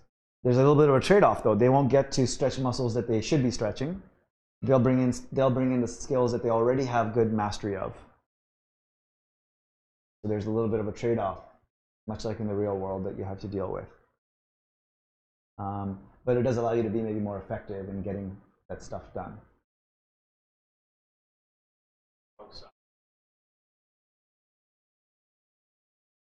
Yeah, if your strong side is front end, maybe you want to work back end. That's great from a learning. We have multiple primary goals that we're trying to achieve here, and they're kind of at conflict with each other. You're going to learn more. But in terms of the demoable, good-looking MVP, your group might suffer. So you might want to balance that out a little bit and do a bit of A and a bit of B. Right? And that's where you kind of have to plan that stuff and be very honest and communicate that stuff with the team beforehand, instead of just assuming that your teammate understands your goals. Talk about your goals as well, right? And that's where this slide is very important, and that's why it has a dark background. One of the most important things, constantly be communicating. At our company here, as well as Functional Imperative that used to exist, as well as other software companies, they do morning scrums within the product team, which is basically the entire team that's working on the same product. And we do this for the entire staff here in Vancouver, or Toronto does this. They go into at 9:20 a.m. They go into the harbor, which is our other room, and everybody talks about what they accomplished yesterday, what they're going to be working on today, and any roadblocks that they've hit. And from those quick updates come other conversations. But that's a very quick 5-10 minute stand-up or scrum meeting that you may have heard of as part of agile development.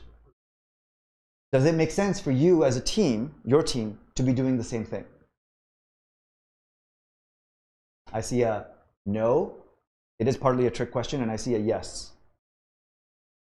To some degree, can somebody elaborate? What do we mean by yes and no here?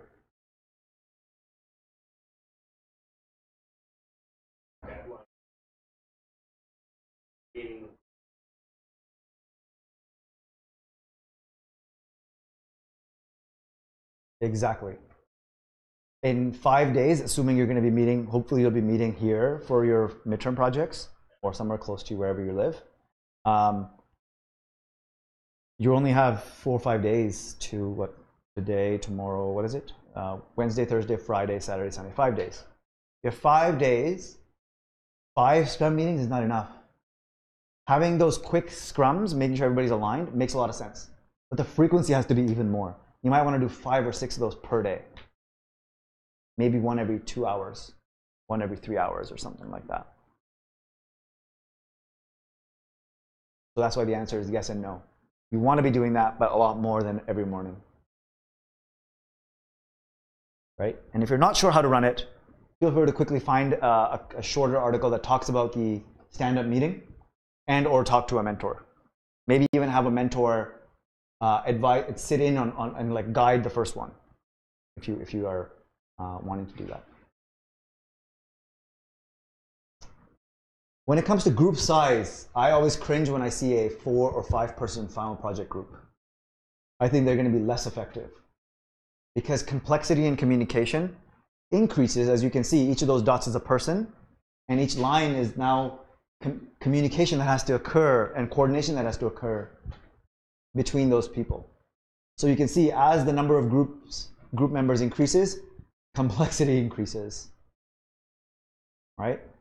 Even big companies like GitHub and Google and Hootsuite have small, some of them call them SWAT teams, and they organize them differently. But like 5 to 8 people in a team is what the real world generally tries to limit it at. In our case, because we have even more limited time and it's more, the constraints are even higher, 2 to 3 people max. My personal preference, if I had to choose, midterm projects, 2 people, final projects, 3 max. In reality, we end up getting 4, even 5-person groups. I don't like it. Right? I try to discourage it. That makes sense logically, right? All right, as of today, although we can't force you to, we do recommend that you use a Kanban board. Has anybody heard the term Kanban board? Trello is a digital example of a Kanban board. So while with the wireframes we were saying don't go high fidelity, I think with your Kanban board, which is essentially a whiteboard or a wall with a bunch of vertical columns, each one has a label, like common labels are ideas, to-dos, in progress, and done. You just have these vertical columns, or swim lanes they're called, and then stickers or sticky notes move from the left side to the right side, right? You just have these cards that are like sticky notes that move from the one to the one left to the right. The very first startup I worked at in Toronto, literally everybody was in the same place. It was a team of 4 people with the CTO or lead dev there. We used literally a physical wall and moved stuff around, different color-coded sticky notes. You can do that. It's just there's limited wall space and whiteboard space with this many groups. And also exposure to a tool like Trello, which is very commonly used, is another good learning from this experience. Right? So if you have how many people here have already used or come across Trello? Only 2, 3 people, so I'll just quickly show it, but we won't get into the nitty-gritty of it. Trello is just one example. You could use a pivotal tracker, which is another alternative.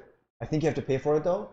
Or you could use GitHub projects, which they introduced about a year ago or so, which is the exact, very similar thing, but tightly integrated with GitHub. This is what Trello looks like. You have a board, you can create many boards, and you have the full flexibility on what those columns or swim lanes are. So in the Trello demo, they don't even talk about software engineering. They talk about like real estate agents using it for like their leads and their deals. You know, going from leads all the way to like meeting scheduled or something like that. Maybe just their funnel. So it can be used for anything, right? But it's commonly used in software engineering. It's called a Kanban board in the world of Agile. And here you see like something else where like they're much more about teams and projects. We used it for curriculum when we were creating the iOS curriculum. We had like week 1, week 2, week 3, week 4. So it was less about moving and more about organizing our thoughts, right? But yeah, you can essentially drag these and collaborate and even like put comments and stuff into these. Don't get too much into communicating through this tool because you're a small team and you're in the same space. So while there is commenting and collaboration in here, I'd argue that you should just use it for the status of your project and your user stories and not everything, because you're not a remote team, you're not distributed, you're not trying to organize a project that's going to take 2 to 4 months to develop. You can just communicate a lot faster over Slack or in person. Yeah, the vertical list also has meaning, right? Like what's on top is ideally what's most important. What's on bottom is least important. Exactly, and quickly being able to see that, right? So you should always have your Trello or GitHub projects, whichever one you choose to use. You should always have it. Trello is a lot more, I'd say, a lot more user-friendly, but unfortunately not integrated with GitHub, so issues don't tie into it as much. You may not want to use GitHub issues at all, right? You may want to just use Trello and GitHub just for the code itself. That's what I would suggest. If you're going to use GitHub projects instead of Trello, then you're going to use GitHub issues for your actual cards. these cards, each of them is going to be an issue. Okay?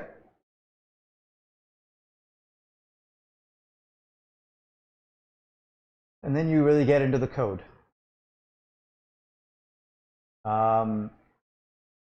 So what Carl suggests is the client side, maybe start with a very simple static page. Don't get too bogged down with single page app versus not. Come up with your theme. Maybe you're downloading an existing theme from somewhere. Maybe you're using one of the Bootstrap themes that exist in like bootstrapthemes.com or something it's called, or Wrap Bootstrap. And just start with a very static HTML page. And just like use that to mock something up, but don't fall into the trap of that example that I used with that group, where you continue on with that until like near the end. Like this is a quick start, right? Helps you quickly get something mocked up. And then on the server, you know, what Carl suggests, and this is again opinion, I'm of both minds. You could start with queries, but maybe you start with your routes and start with, you know, just like mocking out those routes a little bit and then filling them out later. But he suggests maybe you start with the queries. You know, that helps you, kind of forces you to think about your entities, your ERD, as well as your actual, how are you going to be doing your CRUD, your data insertion, deletion, and retrieval. It's a suggestion. And then match those queries with your routes.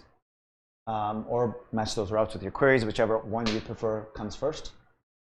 And then you really start bringing in things like connects and you know, start giving data back. You might want to just give back data as JSON and then implement the HTML just to quickly get the data rendered. You may want to actually just stick with HTML right off the bat because you know you're not going to do a single page app and you just want it to like draw a table or something like that. But try to work iteratively. I haven't had the opportunity to give you a week 1 or week 2 lecture, so it's a bit unfortunate in terms of my focus is very much not on the topic of the lecture, but how to approach solving something in a very, very iterative approach. And that would be what I would emphasize here. Don't try to come up with a full feature right off the bat. Take very, very small steps in implementing your feature. The smallest atomic steps that you can take. And I don't unfortunately have time to give you an example of that, but just keep that in the back of your mind in terms of when you're implementing this stuff. That will save you a lot of headache. Once you've got the data, then you can do like, oh, then I can do my res.render and call the index. So turning that JSON or whatever into, see, it's JSON in this example, and then that was a quick incremental step, even though that's not maybe what I want, but I want to see if I'm getting the data back, and then I actually work incrementally towards what I actually want is maybe an EJS template that renders the data, right? So from the path from point A to point B, which is your solution, isn't a straight line. It's actually, when you work incrementally, it's a zigzag. Even though that seems counterintuitive, like that seems like a path that takes longer, it actually saves you time. And the reason is that if you try to go straight to the solution, you'll likely flounder more. Debugging will be harder. Keeping everything in your head will be harder.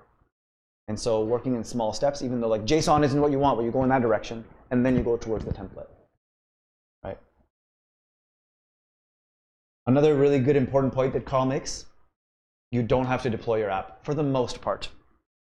You can run it locally and demo off localhost 8080, 3000, whatever that port is. You're not expected to have the app. Again, you're not expected to have it MVP. It's just MV demoable product, which doesn't require it to be hosted anymore. For your farm project, in some cases, groups need to deploy their apps because they're doing a lot of things like webhooks where an API call is made out to like an SMS service, and then that SMS service makes a call back to our app, and then we need our app to be in the cloud in order to receive a call from the SMS service or from whatever, and then it's just easier to demo when it's hosted. You don't have those problems in the midterm project.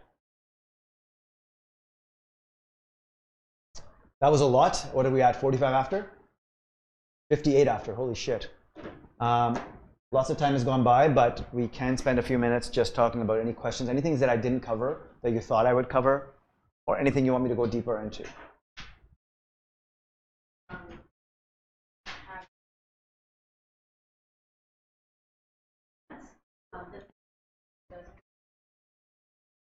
The food ordering one does do SMS, so you're right.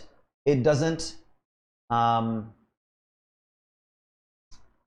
So that one you may need to host, but there are workarounds as well.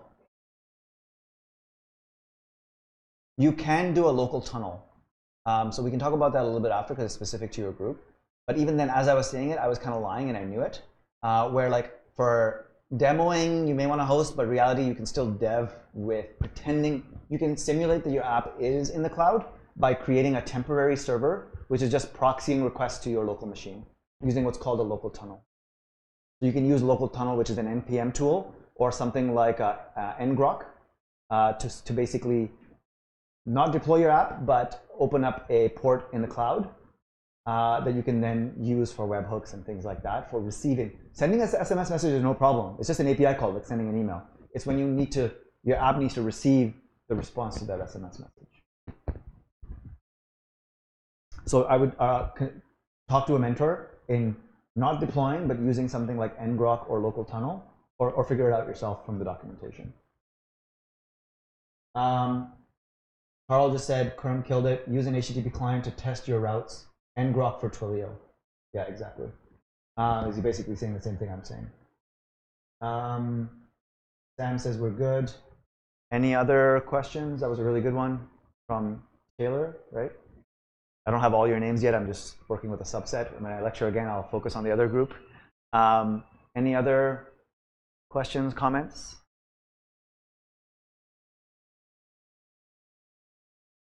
If you haven't done long days till 9 or 12 p.m. midnight, these are likely going to be those days. You can backfill, like you can have it so that you're stressing out more near the tail end, or you can just be very self-aware and just start having those heavy days right off the bat. So while you may be tempted today to do your planning and then go home at 6 or 9, you may want to, if you feel like you're done your planning at 4 or 6 o'clock, to start doing tomorrow's agenda, which is to actually clone the project, get all that stuff done, and actually start hitting rubber meets the road with code, right? So expect at least till, I would argue if you're not staying here till 9 today, you are shooting yourself in the foot for the midterm. One of the things that we found with our old curriculum schedule, which was the 8-week curriculum, is that come demo, which is on Monday, you are going to feel, once you demo, especially when you demo and you're done with that stress, you're going to feel exhausted.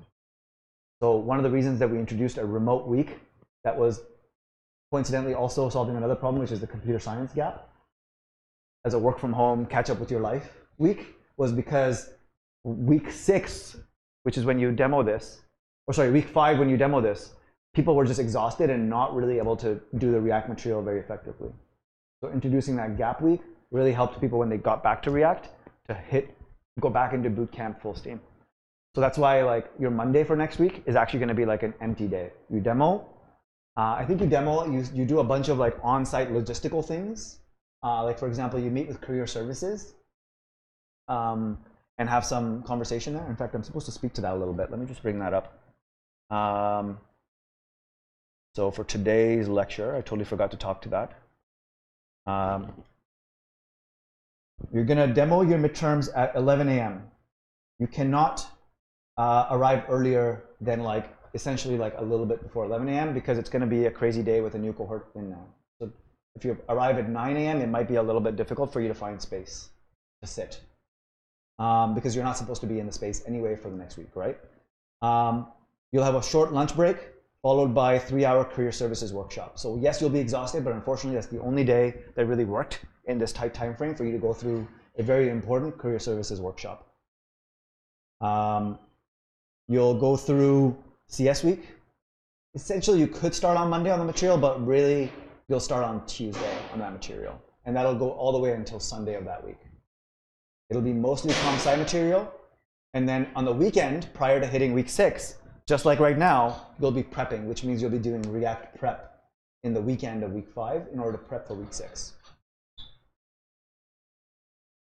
That week.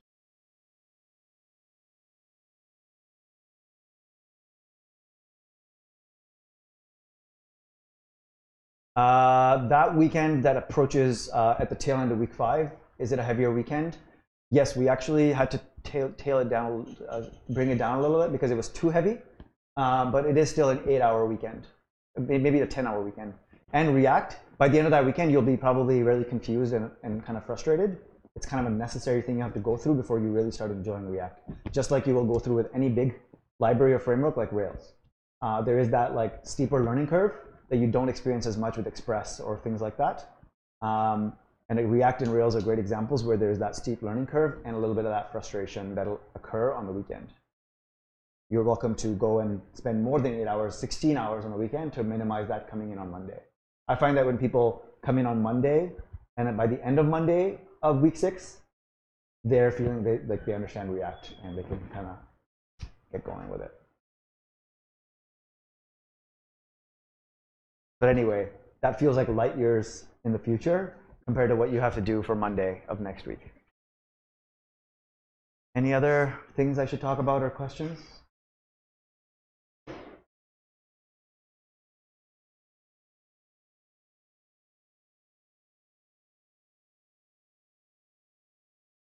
Yeah, past examples, coming back to this slide that Carl really well put together really well.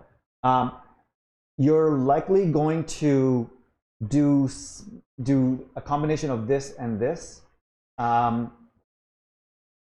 you're likely going to start heavier on this approach of like one person is doing more on the UI and you could go UI down to data or data up to UI. For example, doing the whole database first is an approach that I wouldn't necessarily recommend in the real world, but is done in midterm groups. And the same can be said about the UI, although that's even more dangerous. So what I see happening a lot, but maybe ask mentors as well, because they're more on the ground than I am these days, is this more upfront, then switching to this approach as you start feeling comfortable that everybody has the core dependencies like users and things like that to be able to split off into features. And then at the tail end, like near Monday, polishing, we need like our designer to like our person who's more comfortable with the front end to go and really make some of those changes and hit everything. That might happen again at the tail. That's one thing that I have seen before and may work for you. Start with this, go into this, then come back to this. I'm sure there's many other examples. You may stick with this the entire time, you may stick with this the entire time.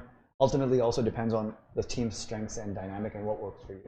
But the important thing is knowing that these are different strategies and coming to consensus with this is how we're going to approach it. But also being open to change. All right, guys, we're going to go with this approach. Let's see how it goes. But like, let's not be married to it if it's not working. Let's regroup if it's not working. Versus like, this is what we said we were going to do. Why aren't we doing it this way? Right? Like, that's not really the right attitude to go into any kind of group project with. It's a good question. Any other? Okay, cool. There's a lot to do. Good luck, and I guess Godspeed. Cheers.